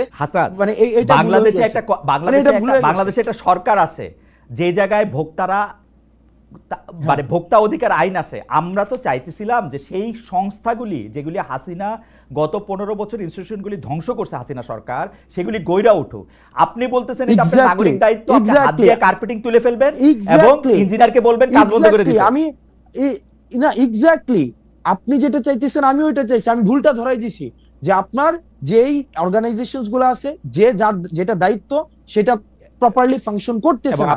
যদি প্রপারলি ফাংশন করতো তাহলে হাত দিয়ে কার্পেট উঠতো না, হাত দিলে কার্পেট উঠতো না। আপনি মনে হয় যে সকল নাগরিকদের তার দায়িত্ব এরকম করে পালন করা উচিত, হাত দিয়ে কার্পেট তুলে নিয়ে আসা উচিত রাস্তায়, যত জায়গায় যত খারাপ কাজ হবে বলে নাগরিক মনে করে? ভাই আপনার হাত দিয়ে কার্পেট উঠে নিয়ে আসা, আমি বলি হাসনাত, আমিও একজন নাগরিক, আপনি একজন নাগরিক, আপনার বাড়ি দেবিদ্বার, আমার বাড়ি মুরাদনগর, আপনি রাস্তার মধ্যে হাত দিয়ে কার্পেট তুলে, এবং আপনি বলতেছেন আপনি ফ্রাস্ট্রেটেড। ভাই কেন ফ্রাস্ট্রেটেড বলেন? ভাই আপনি কার্পেট রাস্তার মধ্যে, প্রথম প্রশ্নটা আপনি এটা করেন, রাস্তার মধ্যে এমন কার্পেট যাবে কেন? না, রাস্তার মধ্যে কার্পেট যাবে কেন সেই প্রশ্ন আমি করব। রাস্তার মধ্যে, দ্বিতীয় প্রশ্নটা রাস্তার মধ্যে, আপনি কি চাইতেছেন রাস্তার মধ্যে আমি হাত দিয়ে উঠাবো কার্পেট? তাহলে কি দিয়ে উঠাবো? আপনি এই পর্যন্ত বললেন যে নাগরিকদের এই দায়িত্ব পালন করা উচিত সবার, আমারও উচিত কিনা সেটা আপনি আমারে বলেন, নাকি আপনি স্পেশাল? ভাই, আপনার একটা কাজে, আপনি যদি দেখেন একটা কাজে এই কাজটা যেভাবে করা উচিত ছিল সেভাবে কাজটা হয় নাই, সংশ্লিষ্ট কর্তৃপক্ষের কাছে অভিযোগ করব।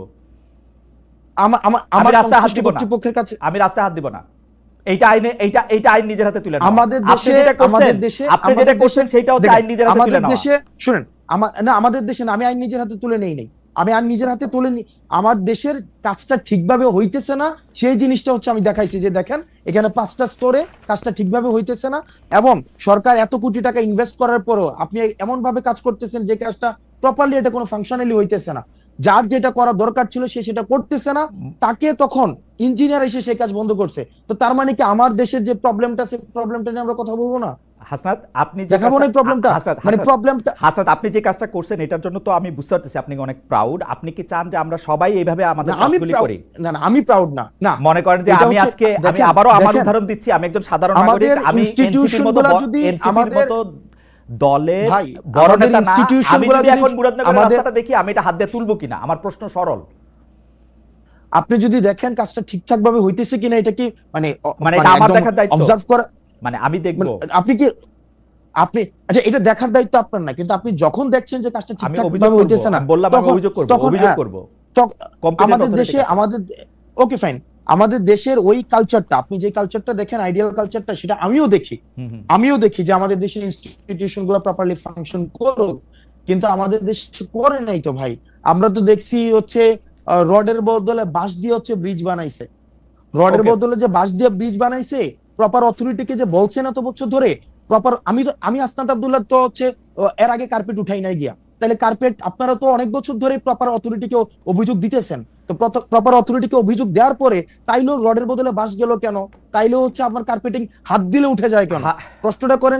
আমার মনে হয় যায় কেন হাসনাত, হাত দিলে উঠে যায় কেন? হাসনাত, আমি আপনাকে বলি, আপনি যেই উদাহরণ জাতির সামনে রাখতেছেন, লক্ষ লক্ষ কোটি কোটি মানুষ আপনাকে ফলো করে, এই উদাহরণটা দিলে এই যে সাধারণ একজন মানুষ আমার মতো, সেও এই কাজটা নিজের হাতে করার ব্যাপারে উৎসাহী হবে কিনা সেটা আমি আপনাকে ভাইবা দেখতে বলছি। আপনি যেটা করছেন সেটা আপনার জন্য ঠিকই আছে, আপনি তো এটাই করবেন, আপনি এটা করবেন কারণ আপনি নেতা, আপনি তো পথ দেখাবেন, আপনি নেতা, আপনি পথ দেখাবেন। এটার আরেকটা বিষয় আছে কি ভাই, এটার আরেকটা ইস্যু আছে, এটার আরেকটা বিষয় আছে। আমি আজকে কার্পেটে হাত দিয়ে উঠাইছি, যখন এর পরবর্তীতে ওই রাস্তাটা যে করবে, কন্ট্রাক্টর করবে অথবা হচ্ছে যে ইঞ্জিনিয়ার করবে, কার্পেট যেন হাত দিলে না উঠে এই বিষয়ে সে সচেতন। এবং বাংলাদেশে এরকম কাজ যদি আরো 4,500 হয়ে থাকে, 4,500 জায়গায় এরকম কার্পেট দিয়ে হাত তোলা উচিত, তাই তো ব্যাপারটা? মানে এই 4.5 একটা তো এটা বিচ্ছিন্ন ঘটনা না, এটা তো বিচ্ছিন্ন ঘটনা না, এই মুহূর্তে অনেকগুলি জায়গায় এরকম কার্পেটিং আছে, সেগুলি মানুষ হাত দিয়ে তুলবে কিনা? আমার একটা কার্পেটিং উঠানোতে যদি বাংলাদেশের লক্ষ লক্ষ মানুষ কার্পেট উঠাইতে শুরু করে, আমার একটা কার্পেট উঠানোর এই এক্সাম্পলটা লক্ষ লক্ষ মানুষ যেন কার্পেট উঠাইতে না হয় সেটার জন্য প্রশাসন প্রয়োজনীয় ব্যবস্থা। আচ্ছা ঠিক আছে, এটা আপনার ব্যাখ্যা। আপনি এই কাজটা কি, মানে এই কাজটা যে খারাপ হয়েছে সেটা কি আপনি এমনি জানলেন না কেউ আপনাকে তদবির করে এটা জানাইছে? মানে আপনাকে কেউ জানাইছে? এটা আমার সাংবাদিক জানাইছে। এটা আপনাকে সাংবাদিক জানাইছে। আপনার কাছে কি এটা তদবির হিসেবে আসছে, নাকি আপনি আপনার নির্বাচনী এলাকা যেখান থেকে আপনি নির্বাচনী করবেন বলে শোনা যায়, বা আপনার নিজের গ্রামের বাড়ি, দানাবাড়ি, দাদাবাড়ি, সেখানে যাচ্ছিলেন তারপর সেটা করছেন? না, এটা হচ্ছে যে আপনার আমাকে এলাকা থেকেও অনেকবার বলা হয়েছে এর আগেই।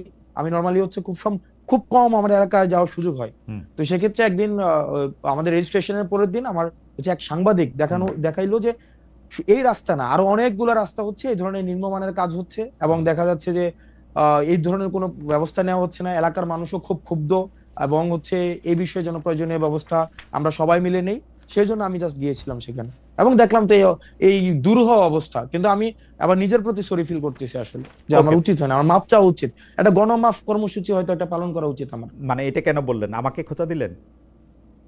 না, খুঁজে দেয় না, আমি গণমাফ কর্মসূচি আমি বুঝি না, হঠাৎ করে রিয়েলাইজ কারণ সারা দেশের সবাই যদি এখন সারা দেশের সবাই যদি কার্পেট উঠানো শুরু করে, তাহলে তো আসলে আমার তো তাই, আপনি তো সেই আহ্বানই জানাইতেছেন, আমার কাছে মনে হলো আপনি তো নেতা, আপনি যেটা করবেন মানুষ তো তাই করবে। এই যে এখানে আমাকে মানুষ, এই যে এখানে আপনার অনুসারীরা আমাকে মেসেজ করতেছেন, রাস্তা কি খালি চোখ দিয়ে বোঝা যায়? হাত দিয়ে উঠাইলেই রাস্তা বোঝা যায় রাস্তা খারাপ। দিস ইজ দ্য ওয়ে, আপনি this is the way you are, আপনারা পথ দেখাইতেছেন, এটা হচ্ছে আমাদের আলোর পথ। হাইবার আমি পরবর্তী প্রসঙ্গে আসি, আপনার আহ্বান আপনি জানাইছেন, আপনার মেসেজ আপনি দিচ্ছেন, লোকের লোকেরটা বুঝছে। খালিদ ভাই, আমরা ডিসকাশনটা এমন জায়গায় পুট করতেছি, আপনি রাস্তাটা কেন হাত দিলে উঠে যায় আমরা সেই জায়গায় ডিসকাশনটা নিতেছি না, বরং সে কেন চোর ধরাই দিল, কেন ধরাই দিল, এটা হচ্ছে তার প্রবলেম। না, আমার কথা হইলো চোর যদি বাংলাদেশে পুলিশ ছাড়া কম্পিটিটিভ অথরিটিটা যেই ধরুক, আমি সেই ব্যাপারে আপত্তি জানাবো। আপনার স্কুল আলাদা, আপনি বলবেন চোর আপনারই ধরে দেওয়া উচিত, এই হচ্ছে পার্থক্য। আপনি চোর ধরতে চাইলে আপনি বিসিএস দেন, ভাই আপনি অনেক মেধাবী মানুষ, আপনি বিসিবি দেন, পুলিশের চোর ধরেন। বিচারক হয়ে বিচার করেন। ওকে ফাইন, তাহলে আমরা ডিসকাশনটা আরেক জায়গায় নেই। না, ডিসকাশন আমার নেওয়ার দরকার নেই, আমি বললাম তো প্রসঙ্গে নিতে হবে। না ভাই, নিতে হবে, কারণ আমাদের দেশের আপনি যে পুলিশকে আপনি বলতেছেন কমপ্লিটলি ফেল করছে ভাই ইনস্টিটিউশনটা, এটা সিলেক্টিভ। যেমন পুলিশে এটা তো বাস্তবতা, রাজনৈতিক। অন্য কেউ কল দিলে কাজ হয় না, এখন হাসনাত আব্দুল্লাহ কল দিলে কাজ হয়। হাসনাত আব্দুল্লাহ কল দিলে কেন কাজ হবে? কেন? কারণ আপনাদের দলের লোক কেন না না কেন সিলেক্টিভ হলো এটা? ধরেন আজকে আমার উপদেষ্টা আছে, 10 বছর পর আমার উপদেষ্টা করতে চাইলাম হাসনাত, আমরা তো এই চেষ্টা করতে চাইলাম, আমরা তো এই চেষ্টা করতে চাইলাম। আপনারা নতুন বন্দোবস্তের কথা কই অ্যাবসলিউটলি পুরো বন্দোবস্তের হাতে হাঁটতেছেন। We are in the same page ভাই, we are in the same page. আপনি যেটা চাইতেছেন আমিও সেটা চাইতেছি, কিন্তু প্রবলেম হচ্ছে আপনি যেটা চাইতেছেন আমি সেটা চাইতেছি না। প্রবলেম হইতেছে যেটা আপনি বিদ্যমান কনটেক্সটটাকে বিবেচনায় নিতেছেন না, আমি বিদ্যমান কনটেক্সটটাকে বিবেচনায় নিতেছি। বিদ্যমান কনটেক্সটের বিবেচনা আমি নেই নাই, আমি পুরো আওয়ামী লীগের আমলে শুনছি বিকল্প নাই, বিদ্যমান কনটেক্সট বিবেচনা নিতেছি না, জঙ্গি আইসা পড়বে। আমি বিকল্প নাই, না আমি বিকল্প সেই জায়গা থেকে শুনছি যে হাসান আব্দুল্লাহ বললে কাজ হয়, হাসান আব্দুল্লাহ এসে রাস্তা তুলে দেয়, বন্ধ করে দেয়। ভাই এটা তো আমি বললাম, এটা তো আমার জন্য দুঃখজনক যে আমি বললে দেখেন this has to stop Hasnat, this has to stop immediately. আইন নিজের হাতে তুলে নাও, চোর ধরা।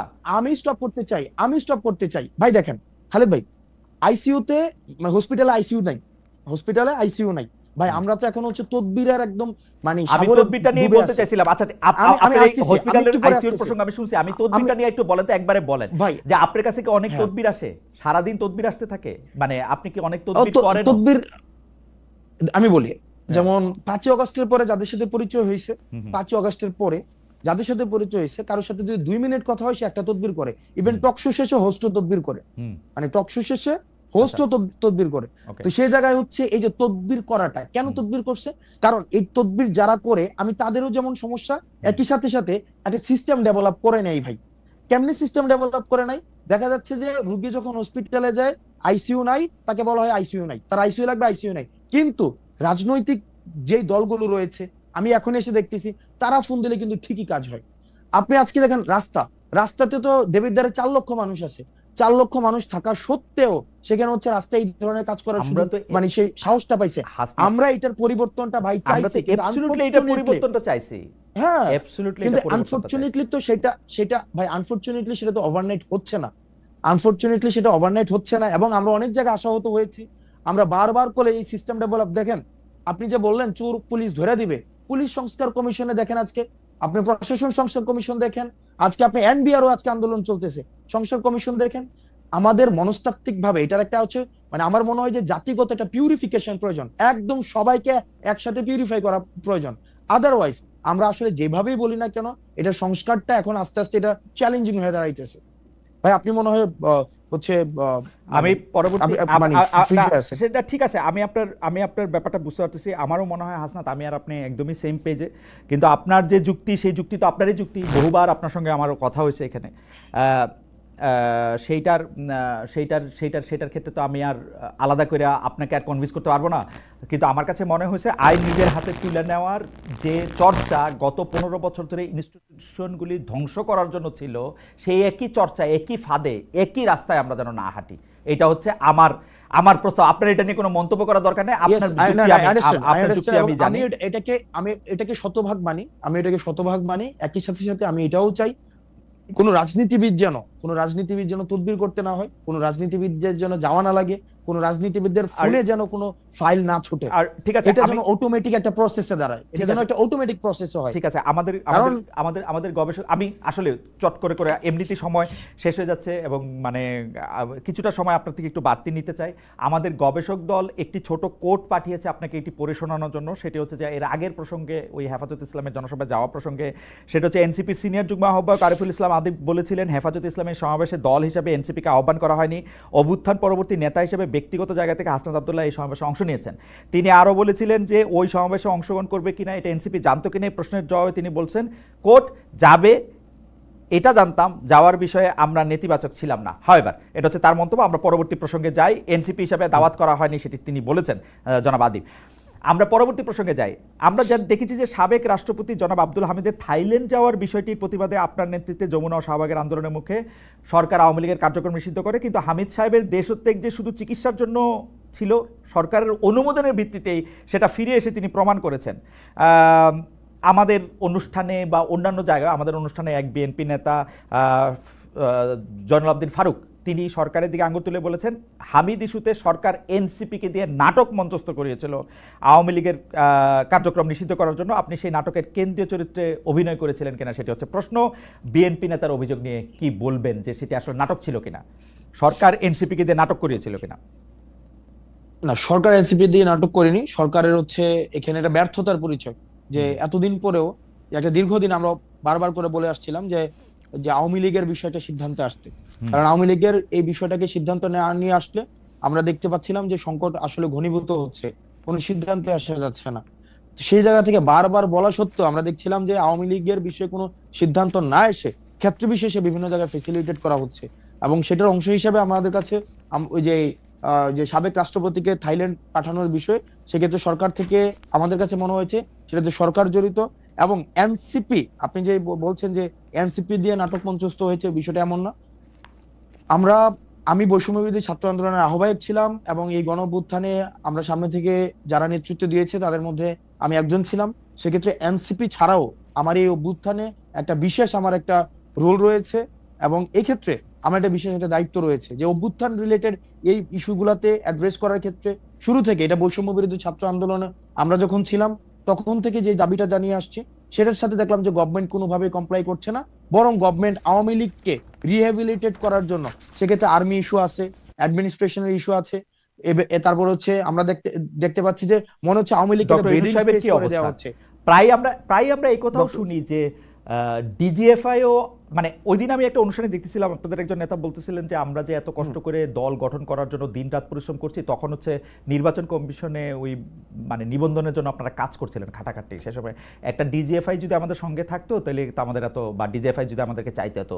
তো ডিজিএফআই তো হচ্ছে সরাসরি ডক্টর মোহাম্মদ ইউনূসের অধীনে, মানে ডক্টর মোহাম্মদ ইউনূসকে রিপোর্ট করেন। তো ডিজিএফআই কি আপনাকে সাহায্য করছে? ডিজিএফআই কি আপনার কাজে ব্যাঘাত করতেছে? মানে কি মনে হয় আপনাদের? ওকে, এই ঘটনাটা যে বলেছে এটা হিস্টোরিক্যাল জায়গা থেকে, কারণ আমাদের দেশে যে যেমন আমাদের 150টা দল গঠন করা হয়েছে, আপনার পার্টি মনে রেজিস্ট্রেশন করছে।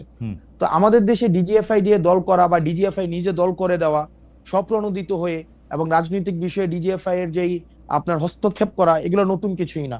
এবং মানে উনি যেটা বলেছেন যে অতীতে রাজনৈতিক দলগুলো, অনেক রাজনৈতিক দল ডিজিএফআই দিয়ে হয়েছে, যদি আমরাও ডিজিএফআই দিয়ে দল হইতো তাইলে কাজটা অনেক সহজ হয়ে যেত, কিন্তু আমরা তো ডিজিএফআই এর দল না, বরং আমরা অর্গানিক ভাবে আমরা গ্রো করছি, সেক্ষেত্রে হয়তো সময় লাগছে। এই জিনিসটা বুঝাইতে হচ্ছে। ডিজিএফআই কি আপনাদের কাজে ব্যাঘাত সৃষ্টি করতেছে কিনা, মানে আপনাদের এগেইনস্টে কিনা? দেখেন, ডিজিএফআই এগেইনস্টে কিনা, আমাদের মানে পার্টিকুলার এনসিপির এগেইনস্টে কিনা এই ধরনের আমি কোনো ধরনের মন্তব্য করতে চাই না, কিন্তু বরং ডিজিএফআই বা রাষ্ট্রীয় আইন শৃঙ্খলা বাহিনী অনেক ক্ষেত্রে যেটি হয়েছে যে মিডিয়াকে নিয়ন্ত্রণ করা, তারপরে হচ্ছে রাজনীতিতে হস্তক্ষেপ করা, যেটা তাদের কাজের মধ্যে অংশ না, সেই জায়গাগুলো তারা এখনো পর্যন্ত অব্যাহত রেখেছে, মানে যেটি পূর্বে সময় অব্যাহত ছিল। ডক্টর ইউনূসের ডিজিএফআই ও শেখ হাসিনার ডিজিএফআই এর মতোই আচরণ করতেছে। ডেফিনেটলি ওকে, মিডিয়া হস্তক্ষেপ করা হচ্ছে, নিউজ করানো হচ্ছে, এবং দেখা যাচ্ছে ডিজিএফ এর পত্রিকায় নিউজ করছে, কিছুক্ষণ পরে নামিয়ে তারপরে হচ্ছে আবার মেসেজ দিচ্ছে যে এটা হচ্ছে অনেস্ট মিস্টেক এবং এই ধরনের পুনরাবৃত্তি হবে না। এবং রাজনৈতিক বিভিন্ন ব্যক্তির সাথে আলোচনা করা, রাজনৈতিক বিভিন্ন ব্যক্তিকে নেগোসিয়েশনের প্রস্তাব দেওয়া, সিড নেগোসিয়েশনের প্রস্তাব দেওয়া, এই কাজগুলো তো এখন অব্যাহত রয়েছে। এগুলি কেন করতেছে ডক্টর মোহাম্মদ ইউনূস? ডক্টর মোহাম্মদ ইউনূসের, আমার কাছে মনে হচ্ছে যে, আমি ব্যক্তিগতভাবে এগুলো ডক্টর মোহাম্মদ ইউনূসের হচ্ছে অফকোর্স কমপ্লিট ফেইলিওর, এটা ফেইলিওর, এবং ইনস্টিটিউশনগুলো যে এখনো পর্যন্ত উনার খুব কবজায় নাই ডিজিএফআই। দেখেন, আপনি আমার মুখ থেকে আমি বলি, আপনি যেই জায়গায় আমাকে হচ্ছে নিতে যাচ্ছেন, আমি এই জায়গায় বলবো যে ডক্টর মোহাম্মদ ইউনূস যেভাবে পারফর্ম করা উচিত ছিল, ইনস্টিটিউশন গুলা যেভাবে হচ্ছে সংস্কার করা প্রয়োজন ছিল, উনার যতটা স্ট্রং হওয়া উচিত ছিল, আনফরচুনেটলি উনি সেটা হতে পারেননি এখনো পর্যন্ত। না, আমি আপনাকে কোনো জায়গায় নিতে চাইতেছি না, আমি বুঝতে চাইতেছি যে ধরেন যে ডিজিএফআই যখন রাজনৈতিক দলের পক্ষে বা বিপক্ষে কাজ করে বা রাজনৈতিকভাবে ব্যবহার করা হয়, আপনি তো জানেন খুব ভালো করে, আপনি খুবই মেধাবী তরুণ, যে গত 15 বছরে শেখ হাসিনা ডিজিএফআইকে একদম তার নিজের কারণে, মানে আমি কি আর বলবো, মানে ছোট বড় সকল কারণে ডিজিএফআই কে তিনি আসলে ব্যবহার করেছেন। না এবং আমাদের যেমন ছোট আমাদেরকে তো সরকার প্রধানের সরাসরি নিয়ন্ত্রণ এবং কর্তৃত্বে যেহেতু ডিজিএফআই থাকে, সেহেতু আপনারা এটা বুঝতে পারেন কিনা যে ডিজিএফআই যা কিছু করে সেটা আসলে ডক্টর মোহাম্মদ ইউনূসই করেন? মানে ডিজিএফআই আমরা এটাই বুঝতে পারি যে সব ক্ষেত্রে আমরা এটা বুঝতে পারি, আমি ব্যক্তিগতভাবে এটা বুঝতে পারি, যেহেতু আমি ডিজিএফআই এর সার্ভিলিয়েন্সে দীর্ঘদিন ছিলাম এই অভ্যুত্থানকালীন সময়টাতে। তো সেক্ষেত্রে এটা বুঝতে পারি ডিজিএফআই এর স্টিল মানে যে সংস্কারের প্রয়োজন ছিল এবং অতীতের তাদের যেই অনেকগুলো কাজ ছিল, যে কাজগুলো জাতির জন্য একটা দীর্ঘমেয়াদী একটা নেতিবাচক একটা প্রভাব রেখে গিয়েছে, সেটির সংস্কারের জন্য সরকারের যে ধরনের পদক্ষেপ নেওয়া প্রয়োজন ছিল সরকার এখনো পর্যন্ত সেই ধরনের পদক্ষেপ নেয়নি।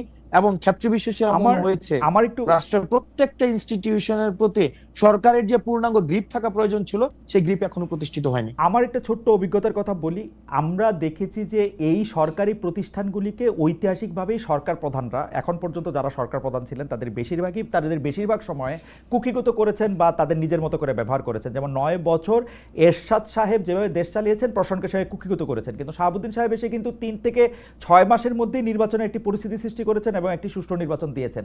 প্রশাসনের লোকরা কিন্তু সেই নির্বাচনকে প্রভাবিত করতে পারে নাই। একইভাবে 96 সালেও কিন্তু প্রশাসনের লোককে প্রভাবিত করা যায় নাই, 2001-এ যায় নাই, তারপরে তো যায় নাই। সেইটার ক্ষেত্রে এই সরকারের ক্ষেত্রে প্রশাসনকে এখনো গ্রিপে আনা কেন সম্ভব হচ্ছে না বলে আপনি মনে করেন? আসলে বারবার আমরা এটা শুনছি যে প্রশাসনে আওয়ামী লীগের লোক বসাই গেছে, পারতেছে না। 3 মাসে তো অন্যরা তো 3 মাসের মধ্যে পারতো। এই ক্ষেত্রে প্রশাসনের সদিচ্ছার না 3 মাসে যদি অন্যরা পারতো তাহলে 96 যে ফেব্রুয়ারি যে ইলেকশন হয়েছে ইলেকশন হচ্ছে টেম্পারিং হইতো না। এবং পরে আমাদের অন্য সময় কেমনে রাখতে পারেন, এটা 3 মাস ছিল প্রশাসন এবং সেই একই প্রশাসনে মানে প্রশাসন বিভিন্ন সময়ে শুধুমাত্র যে প্রশাসনের এই দ্বিচারিতামূলক আচরণ শুধুমাত্র আপনি আজকেই দেখছেন বিষয়টা তেমন না। প্রশাসনের দ্বিচারিতামূলক আচরণ আমি প্রশাসনকে দেখেছি। প্রশাসনের হেড যদি চোর না হয়, শেখ হাসিনাকে আমরা বলেছিলাম যে আপনি শুধু চেয়ারটা থেকে নেমে ইলেকশন দেন, আপনার সব পুলিশরা থাকুক। ওইটা দিতে উনি সাহস করে নাই, কারণ উনি জানতেন তারপর উনি হেঁটে যাবেন, চেয়ার থেকে নেমে গেলে উনি হেঁটে যাবেন। প্রশাসনের দ্বিচারিতামূলক আচরণ দেখেন, বাংলাদেশের সবগুলো ইলেকশন ঠিক হওয়া সম্ভব। আপনি আপনার সংস্কার প্রস্তাবনা সেখানে দেওয়া হয়েছে, আপনি দেখেছেন যে সচিবালয়ে কি ধরনের অস্থিতিশীল পরিস্থিতি তৈরি করে রাখা হয়েছে। আজকে এনবিআরও যদি দেখেন একটা সংস্কার প্রস্তাবনা দেওয়া হয়েছে, সেখানে হচ্ছে একটা অস্থিতিশীল পরিবেশ তৈরি করে রাখা হয়েছে। আমি কিন্তু আগে অ্যাকনোলেজ করে নিয়েছি যে ডক্টর মোহাম্মদ ইউনূস যেই আপনি প্রশাসনের হেড অবস্থায় যে ধরনের ওনার সব জায়গায় গ্রিপ থাকার প্রয়োজন ছিল বা সহযোগিতা ডাউনওয়ার্ডস যে একটা ওনাকে হেল্প করার প্রয়োজন ছিল, বা প্রশাসনের যে মনস্তত্ব যে আমরা সরকারকে হেল্প করব বা একটা ইনস্টিটিউশন গুলাকে স্ট্রেংথেন করার ক্ষেত্রে আমরা হেল্প করব, সেক্ষেত্রে আমরা সব জায়গায় এই ডট গুলোর একটা ডিসকানেকশন আমরা দেখতে পাচ্ছি। আমি সেখানে শুধুমাত্র ডক্টর মোহাম্মদ ইউনূস, শুধুমাত্র প্রশাসন, এখানে একটা মিউচুয়ালি একটা ডিসকানেক্টেড আমাদের কাছে মনে হচ্ছে। আমার কাছে মনে হয় যে আমি আমার অভিজ্ঞতায় দেখেছি যে সরকার চেঞ্জ হলেই প্রশাসকরা রং পাল্টান, প্রশাসনের কর্মকর্তারা হয় তখন আড়ালে চলে যান বা ভীত থাকেন। প্রশাসনের কর্মকর্তারা কোনো আদর্শের রাজনীতি কখনো করেন না এবং আওয়ামী লীগ বা বিএনপি কেউ আদর্শের দল হিসাবে তাদেরকে সামনে রেখে এটি করেছেন তারা কেউ করেন নাই। যেই তারা চেয়ার থেকে সরে যান তারা কিন্তু তাদের দলের লোক হয়ে পড়েন, একদম অ্যাবসলিউটলি। ডক্টর মোহাম্মদ ইউনূস প্রশাসনকে পূর্ণাঙ্গ রূপে উনি পরিচালনা করতে এখনো পর্যন্ত পরিচালিত করতে পারেনি। সেটি আমার কাছে মনে হয় যে উনি এসে বিচার করার প্রয়োজন ছিল এবং প্রশাসনে যারা দীর্ঘ একটা সময়ে এই ধরনের আওয়ামী লীগের অন্যায্যতা, আওয়ামী লীগের হচ্ছে যত ধরনের অপরাধকে পৃষ্ঠপোষকতা দিয়েছিল তাদের দৃষ্টান্তমূলক শাস্তি নিশ্চিত ছিল, তাহলে সেটির ক্ষেত্রে অনেকটাই সহজ হতো পূর্ণাঙ্গ হচ্ছে আমাদের সংস্কার কার্যক্রমকে আপনার হচ্ছে সহজ করা। সেক্ষেত্রে আমরা দেখেছি যে উনি অনেকটাই মানে উনি যেভাবে আমার থিসিসটা একটু মনে রাখেন, আপনার যারা সমর্থক আছেন তারাও প্রচুর পরিমাণে যে হাসিনা তাদের লোক বসিয়ে গেছিল প্রশাসনে। আমি বলতেছি দায়িত্ব নিয়ে হাসিনার বসানো লোকগুলি প্রশাসনে এখন খুবই দুর্বল, কোনটা দেশ ছেড়ে পালাইছে এবং যারা আছে তাদেরও কোনো রকম কোনো সাহস নাই। সুতরাং এই জুজুর ভয় আর দেখানো যাবে না, পাওয়াও যাবে না। আমি পরবর্তী প্রশ্নে আসি। নাই, একজনও নাই। আমি খোঁজ নিয়ে বলতেছি, জেনে বলতেছি হাসিনার লোক একজনও নাই প্রশ্নে। এখনো আছে ভাই। আচ্ছা, মানে এখনো আছে। ঠিক আছে। আপনাদের এই থাকাটা সরকারের ব্যর্থতা অবশ্য।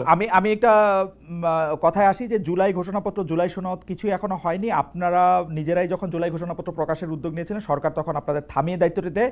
সর্বশেষে আইন উপদেষ্টা বলেছিলেন যে 30 কর্মদিবসের মধ্যে ঘোষণাপত্র চূড়ান্ত হবে। আপনারা কি জানেন যে এটা আসলে এখন কোন অবস্থায় আছে? আমাদের আজকে হচ্ছে 30 কর্মদিবসের শেষ দিন। আজকেই আমরা হচ্ছে 31শে ডিসেম্বর যখন করতে যাই, তখনও সরকার আমাদেরকে বলেছেন যে ঐকমত্যের ভিত্তিতে হবে, এবং পরবর্তীতে আমরা যখন আন্দোলন করি তখন আমাদেরকে বলা হয়েছে 30 কর্মদিবসের মধ্যে হবে। আজকে পর্যন্ত সেটি হয়নি, এবং এটি একটি মানে সরকার হচ্ছে এইভাবে কমিটমেন্ট দিয়ে কমিটমেন্ট ব্রেক করা, এটা সরকার তো একটা ইনস্টিটিউশন, একটা ইনস্টিটিউশন থেকে এই ধরনের আচরণ অপ্রত্যাশিত। এবং এটি নিয়ে আমাদের পরবর্তী কার্যক্রম সেটা হচ্ছে আমরা আজকেই আপনার মিটিং শেষে আমরা আলোচনা করে তারপরে হচ্ছে আমরা সিদ্ধান্ত নেব। জনাব মোহাম্মদ মোস্তফা আমাদের একজন দর্শক, তিনি বলছেন যেটাকে হাসনাত আব্দুল্লাহ নাগরিক দায়িত্ব বলছেন, সেটাকে সাংবাদিক সাহেব আইন নিজের হাতে তুলে নিয়েছে বলছেন। আমি সাংবাদিককে বলতে চাই, হাসনাত আব্দুল্লাহ যা করেছে সত্যি কি সেটা আইন নিজের হাতে তুলে নেওয়া বলে? আমার মতে বলে। এখন আপনারা অনেকেই বলতেছেন বলে না, তাহলে আর কি আর করা যাবে? ফাইন, আমি পরবর্তী প্রসঙ্গে আসি। 5 আগস্টকে জুলাই গণ অভ্যুত্থান দিবস ঘোষণা করেছে অন্তর্বর্তী সরকার, আর অন্তর্বর্তী সরকার গঠনের দিন 8 আগস্টকে নতুন বাংলাদেশ দিবস হিসেবে গ্রহণ করেছে। এটা আজকের ঘটনা। 16 জুলাইকে শহীদ আবু সাইদ দিবস ঘোষণা করা হয়েছে। আপনি 8 আগস্টকে এই সরকারের নতুন বাংলাদেশ ঘোষণা হিসেবে মানতে নারাজ। 5 আগস্টকে নতুন বাংলাদেশ দিবস করার দাবি করেছেন আপনি ফেসবুকে। সাদিকুর রহমান খান সাহেবের ফেসবুক পোস্ট শেয়ার করেছেন, যেখানে 8 আগস্ট জুলাই বিপ্লবদের পরাজয় দিবস বলেছেন তিনি। এই সরকারের প্রতি আপনার এত হতাশা কেন? যদি একটু বলতেন, বা এই 3টা বিষয় নিয়ে একটু কথা বলতেন। কারণ দেখেন, এই সরকার হচ্ছে যে পরিমাণ মানুষের ম্যান্ডেট নিয়ে এসেছিল, এবং এই সরকারের কিছু স্পেসিফিক টাস্ক ছিল। এই সরকার মানে রেভলিউশনারি হওয়া উচিত ছিল, প্রোয়েক্টিভ হওয়া উচিত ছিল। সেই জায়গায় দেখলাম এই সরকারটা একটা ব্যুরোক্রেটিক ধাঁচের হয়েছে, এবং আমার কাছে অনেক ক্ষেত্রে মনে হয়েছে প্রায়োরিটি সেট করার ক্ষেত্রে এই সরকার অনেক বেশি ভুল করেছে। এই সরকারের প্রথম এবং প্রধান প্রায়োরিটি হওয়া উচিত ছিল, যেমন কিছুদিন পরে অগাস্ট এসে যাচ্ছে, কিন্তু এখনো পর্যন্ত আমরা যদি দেখি আহতদের এখনো পর্যন্ত সুচিকিৎসা নিশ্চিত করা যায় নাই। স্বাস্থ্য মন্ত্রণালয় এমন একজন উপদেষ্টা উনি আসছেন প্রপারলি ডিসফাংশনাল, এখনো পর্যন্ত উনাকে সাপোর্ট দেওয়ার জন্য আবার একজন সাব অ্যাডভাইজার নিয়ে আসা হয়েছে, যেটা ছিল নিষ্প্রয়োজন। এখানে হচ্ছে আমরা ফিল করছি, আমি ব্যক্তিগতভাবে ফিল করছি, আমার দলীয় কোনো বক্তব্য না, আমি ব্যক্তিগতভাবে ফিল করছি যে যাদেরকে অ্যাডভাইজার হিসেবে নিয়োগ দেওয়া হয়েছিল সবাইকে না, কিছু অ্যাডভাইজারকে সিলেক্ট করা ভুল হয়েছে, এবং এখনো পর্যন্ত তারা প্রপারলি ফাংশন করতে পারে নাই। কিছু অ্যাডভাইজার রয়েছে যাদেরকে যে বেতন দেওয়া হচ্ছে, ওনাদের আসলে কি কাজের জন্য বেতন দেওয়া হচ্ছে, কাজের ক্ষেত্রে কতটা উনি ইম্প্যাক্টফুল ভূমিকা রাখতে পারছে, সেটা এখনো পর্যন্ত হচ্ছে যথাযথভাবে অ্যাডভাইজারদের প্রসঙ্গে যে কথা বলছেন, জি বলেন।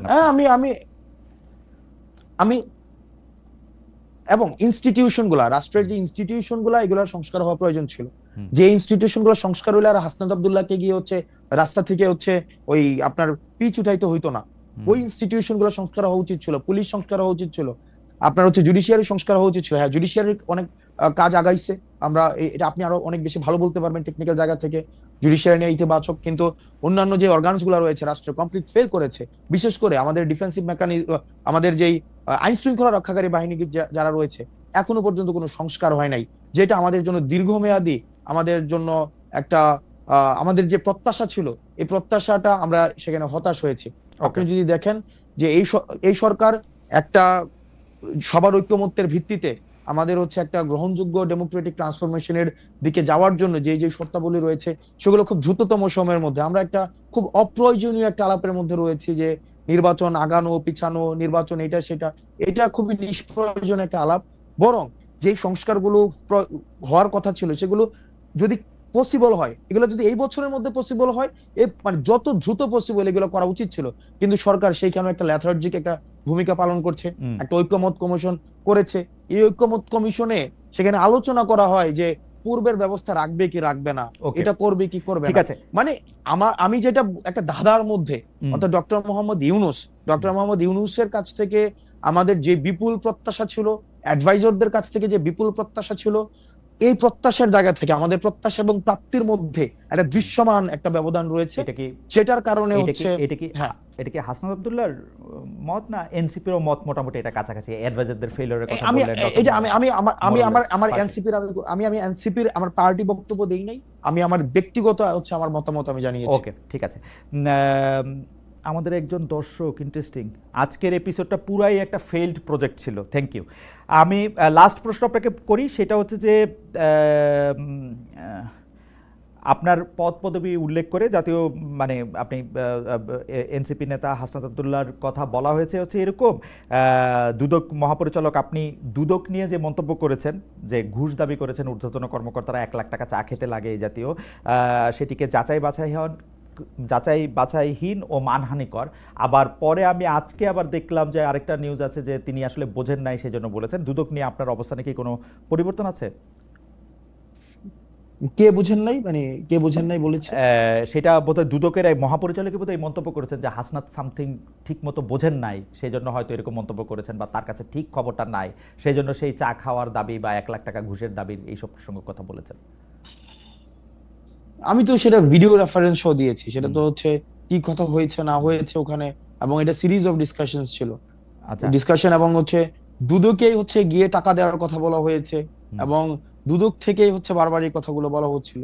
তো টাকা কিভাবে নিয়ে যাবে, কার কাছে টাকা দিবে, অর্থাৎ ডিসকাশনের সেকেন্ড ফেজটা হচ্ছে আপনার যে পোস্টে সেখানে ছিল।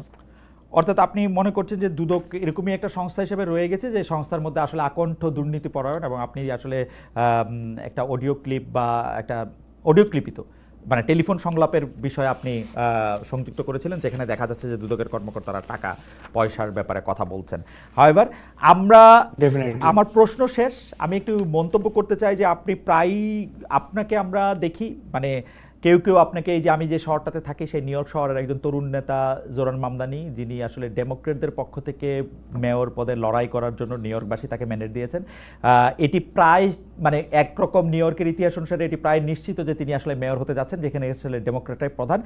বড় কোনো ডেমোক্রেটিক শক্তি যদি আবার 2-3 এক হয়ে তার বিরুদ্ধে না দাঁড়ান, তাহলে হয়তো মানে ইন্ডিপেন্ডেন্ট হিসাবে যেটি শোনা যাচ্ছে সেটি যদি না দাঁড়ান, তিনি হয়তো পরবর্তী মেয়র হতে যাচ্ছেন। তার সঙ্গে আপনাকে তুলনা করা হচ্ছে, আমার সুযোগ হয়েছিল তাকেও ইন্টারভিউ করার, কিন্তু আমি আপনাকে যেহেতু খুব ভালো করে খেয়াল করি, আমি দেখতে পাচ্ছিলাম যে আপনি আওয়ামী লীগের পক্ষে যারা কাজ করেছেন বা স্বৈরাচার ফেসিস্টদের পক্ষে যারা কাজ করেছেন, এমনকি যারা আপনি যেটাকে বলেন সম্মতি উৎপাদনের জন্য কলম সৈনিকও যারা ছিলেন, যারা টকশো থেকে সম্মতি উৎপাদন করেছেন, তাদের বিরুদ্ধেও আপনি আসলে ব্যবস্থা চান, তাদেরকেও আপনি এক ধরনের শাস্তির আওতায় আনতে চান, এবং তাদেরকে এই শাস্তির আওতায় না আনলে আমাদের রাজনীতির গতিপথ ঠিক হবে না বলে আপনি মনে করেন? এই যে সম্মতি উৎপাদনের যে রাজনীতি, সেই রাজনীতিতে হাসনাত আপনি একজন খুবই উজ্জ্বল তরুণ, এই রাজনীতি সম্মতি উৎপাদনের রাজনীতি আপনি নিজেকে কোথায় দেখেন 2024 সাল পর্যন্ত? কেন আমি এই কথা বলছি, কারণ আপনার সঙ্গে কথা হবে বলে অনেকে আমার কাছে এই মেসেজ পাঠিয়েছেন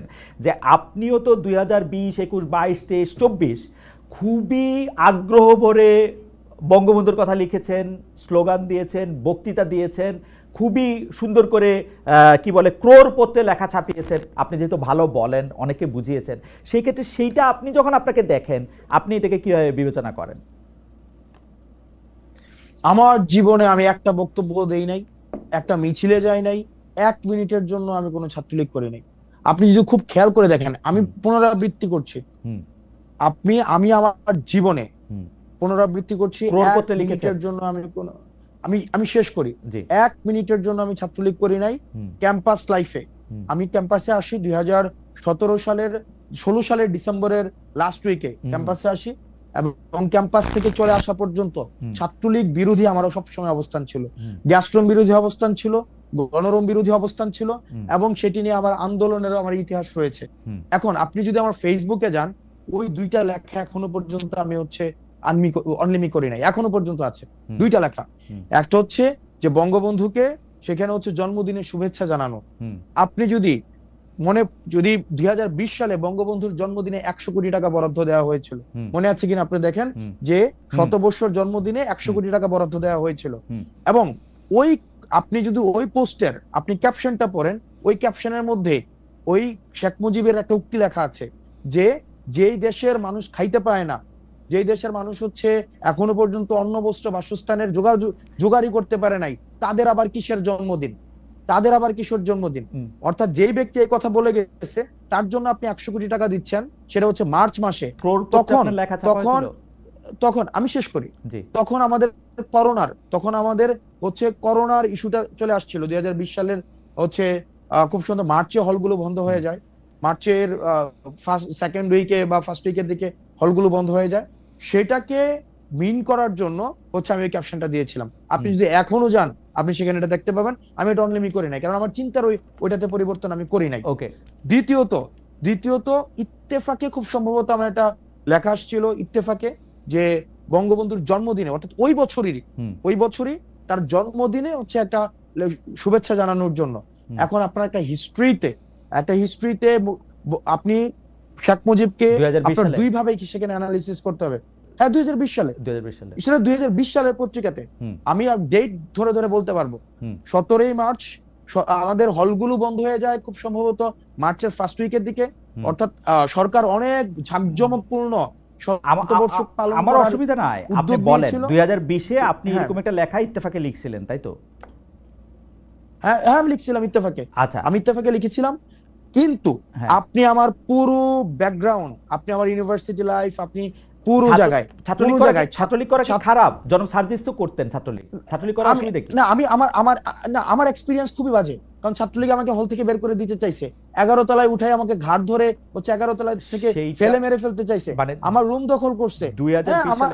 আমার এক্সপেরিয়েন্স, আমার পরীক্ষার আগের রাতে আমাকে হল থেকে বের করে দিতে চাইছে। 2020 সালে না, 2017, আমি 2017 সালের কথা বলছি। আচ্ছা, 2017 সালে। ওকে, 2020 সালে আপনি যখন, এবং বিজয় 71 হলে আমি বিজয় 71 হলে যদি একজন ব্যক্তি ছাত্রলীগ বিরোধিতা সবসময় ভোকাল ছিল, কোন ধরনের হচ্ছে ওই যে মানে পেসিভ কোনো বিরোধিতা না, সেটা ছিলাম হাসনাত আব্দুল্লাহ। আপনি খোঁজ নিয়ে দেখতে পারেন, বা এখনো পর্যন্ত আমার যারা ব্যাচমেট আছে, আমার বন্ধু যারা আছে। এবং আপনি যদি একটা জিনিস দেখেন, এই যে নাহিদ, আসিফ, তারপরে হচ্ছে আপনার যারা ফেসিবাদ বিরোধী যে রাজনৈতিক দলগুলো ক্যাম্পাসে তখন ছিল গণ অধিকার পরিষদ, নূর ভাইরা যারা ছিল, রাশেদ ভাইরা ছিল, আমার সাথে কিন্তু সম্পর্কে এমন না যে এই অভ্যুত্থানের পরে আমরা তখন থেকেই আকরাম, আমরা তখন থেকেই, আমি 2020 থেকে না, তখন থেকে ইউনিভার্সিটি ফার্স্ট ইয়ার থেকে আমি তখন থেকেই, হয়তো আমি কোনো রাজনৈতিক দলের ছিলাম না, গণ অধিকার পরিষদের ছিলাম না, স্যাডের ছিলাম না, কোনো স্টুডেন্ট এগেইনস্ট টর্চার, একটা হচ্ছে সেখানে একটা হয়েছিল স্টুডেন্ট এগেইনস্ট টর্চার, সালাউদ্দিন সিফাত এটা করেছে। আমরা তখন চেষ্টা করেছি ছাত্রলীগের এই যে নির্যাতন গুলাকে কিভাবে হচ্ছে আমরা ভিজুয়ালি দেখানো যায়, ইন্টারন্যাশনাল মিডিয়াতে সেগুলোকে প্রচার করা যায়। এটা ট্রু যে আমি কোনো পার্টিজান পলিটিক্স করি নাই, কিন্তু পুরা সময়টা হচ্ছে এই ছাত্রলীগ বিরোধী আমার অবস্থান ছিল। ওকে, থ্যাংক ইউ সো মাচ। তাহলে আপনি মনে করেন যে ওই সময় আপনার যে অবস্থান ছিল সেই অবস্থানটা মানে কোনো একটা চাপের মুখে দ্বারাও মনে করেন আপনি বঙ্গবন্ধুর জন্য যে লেখা লিখছেন সেটা হচ্ছে আপনি আপনার জায়গা থেকেই লিখছেন। এই লেখা কি এখন আবার আপনি লিখবেন নাকি এটা আবার একটু কারেকশন করে লিখবেন? আমি সেটাই জানতে চাইছিলাম আপনার অবস্থান। আমি তো অনলিমি করি না এখনো, কারণ আমি ওইটাকে এখনো বিশ্বাস করি, যে দেশের মানুষ আমি এখনো বিশ্বাস করি। আমার ওই লেখাটা এখানে যেটা আছে, আমি তো চাইলে অনলিমি করে ফেলতে পারতাম। এত গালাগালি, এত ট্রোল, এত প্রশ্ন, আমি তো অনলিমি করতে পারতাম। অনলিমি করি নাই, আমি কেন করবো অনলিমি? আর আমি যেখানে ইভেন আমার পার্টিও যদি সেখানে কোনো ধরনের কখনো আবার এক ধরনের মানে নীতি বিবর্জিত কোনো কাজ করে, সেক্ষেত্রে আমিও আমার পার্টির সমালোচনা করব। এবং আমার পার্টির এটাই হচ্ছে একটা ইউনিক একটা ক্যারেক্টারিস্টিক্স, যেটা হচ্ছে আমরা নতুন যে রাজনৈতিক বন্দোবস্ত বলছি, সেই রাজনৈতিক বন্দোবস্ত সেটা একটা অংশ। জনাব হাসনাত আব্দুল্লাহ, আপনাকে অনেক ধন্যবাদ আমাদেরকে সময় দেওয়ার জন্য। আমাদের সময় শেষ। আপনি যদি দর্শকদের উদ্দেশ্যে নতুন দল এনসিপির পক্ষ থেকে বা আপনার নিজের পক্ষ থেকে, সামনে নির্বাচন আছে বা নির্বাচন নাই আমি জানি না, নির্বাচনের ডেট এখনো ঘোষণা করা হয় নাই, আপনি যদি কিছু বলতে চান আপনি বলতে পারেন, মানে যারা আমাদের দর্শক আছে তারা আপনাকে শুনছেন। আমার একটা বিষয় হচ্ছে যে আমরা কালচারালি সফিস্টিকেটেড হওয়ার জন্য আরো অনেক সময় লাগবে। সেই জায়গা থেকে আপনি যেটাকে আইন নিজের হাতে তুলে ধরা বলছেন, সেটাকে আমি এখনো পর্যন্ত আমি সচেতনতা বলবো। কারণ একটা মানুষ বিষ খেয়ে মারা যাচ্ছে, আমি সেক্ষেত্রে আমার প্রথম এবং প্রধান কাজ হচ্ছে তাকে সেখান থেকে বাঁচানো। একটা মানুষ ছাদ থেকে লাফ দিয়ে পড়ে যাচ্ছে, আমি সেটা একটা বিষ খাওয়ার মতো। আমাদের দেশের যেভাবে এখানে একটা মানুষ মারা গেলে একটা মানুষের ক্ষতি, আর সেখানে হচ্ছে শত শত মানুষকে বিভিন্নভাবে রাষ্ট্র মেকানিজমের মধ্য দিয়ে মানুষকে বোকা বানিয়ে আমাদেরকে ক্ষতিগ্রস্ত করেছে, এবং সেটির বিরুদ্ধে প্রতিবাদ করাকে এবং সেটির বিরুদ্ধে ইনস্টিটিউশন গুলো যেন যথাযথ ব্যবস্থা নেয়, সেটিকে আমি কখনই আইন নিজের হাতে তুলে নেওয়া আমি বলবো না। আমি বরং বলবো যে মানুষ যেন এই রাষ্ট্রীয় ইনস্টিটিউশন গুলো যেন প্রপারলি ফাংশন করতে পারে, সেটির জন্য মানুষের আরো বেশি সচেতন হওয়া উচিত। জনাব হাসান আব্দুল্লাহ, আপনাকে অনেক ধন্যবাদ। অনেক দর্শক আমাদের সঙ্গে ছিলেন, বেশিরভাগই আপনার বক্তব্যকে সমর্থন করেছেন যারা আজকে এখানে ছিলেন। সুতরাং আপনার এই বক্তব্য নিশ্চয়ই আমাদেরকে ভবিষ্যতে চলার পথে নতুন পথ দেখাবে। এভাবে হয়তো মানে আমি এখনো আপনার মতো করে ভাবতে শিখি নাই, নিশ্চয়ই শিখে যাব। যেরকম দেশ সেরকমই তো আচার করতে হবে একটা সময় না একটা সময়। অনেকেই বলছেন যে আমাকে আপনার কথা মানা উচিত মানা উচিত না, আপনি যেটাকে ঠিক মনে করছেন, মানে আমরা যেভাবে দেশটাকে করতে চাই আমরা অবশ্যই অবশ্যই অবশ্যই আপনি যেভাবে আপনার পথই ঠিক, আপনার পথ আমি যাতে ঠিক মনে করতে পারি, আমার পথ ঠিক না, এই পথ মনে করতে পারি। আপনি এখনো লাস্টেও বললেন যে আপনি তো এটাকে এখনো সেরকমই বলতে চান, তা আমিও যেন এরকম মনে করতে পারি, আমার প্রতি আপনি দোয়া ভালোবাসা রাখেন, আমিও যাতে আপনার পথে মতে একমত হতে পারি। এখন পর্যন্ত পারি নাই আর কি। লাস্ট 3 সেকেন্ড আমি একটু নিতে চাই আপনার কাছ থেকে। সেটা হচ্ছে আমরাও দেশের ইনস্টিটিউশন গুলা প্রপারলি ফাংশন করে নাই বলে আমরাও সাফারার হয়েছি। আমরা চাই না আপনি আপনার সন্তানকে নিয়ে বিদেশে থাকেন, আপনি বিদেশে বসে টকশো করেন। আমি চাই প্রত্যেকটা মানুষ আমাদের দেশের সার্ভিস গুলো নিয়ে সন্তুষ্ট হোক। আমাদের দেশের রাজনীতিবিদ, অধিকাংশ রাজনীতিবিদের ছেলে মেয়ে বিদেশে থাকে, বড় বড় কথা বলে সবাই হচ্ছে ইয়াতে। আমি চাই যে সার্ভিস প্রডিউস করবে সে সার্ভিসের কনজিউমার হবে। ওকে, থ্যাংক ইউ সো মাচ জনাব হাসান আব্দুল্লাহ। দর্শক, আমরা জনাব হাসান আব্দুল্লাহকে শুনেছিলাম এবং তার রাজনৈতিক দর্শন এবং এনসিপি কিরকম রাজনীতি করছে সেটা ভবিষ্যতে নিশ্চয়ই আপনাদের সঙ্গে অনেক দেখা হবে। তার আগে অনেক অনেক ধন্যবাদ।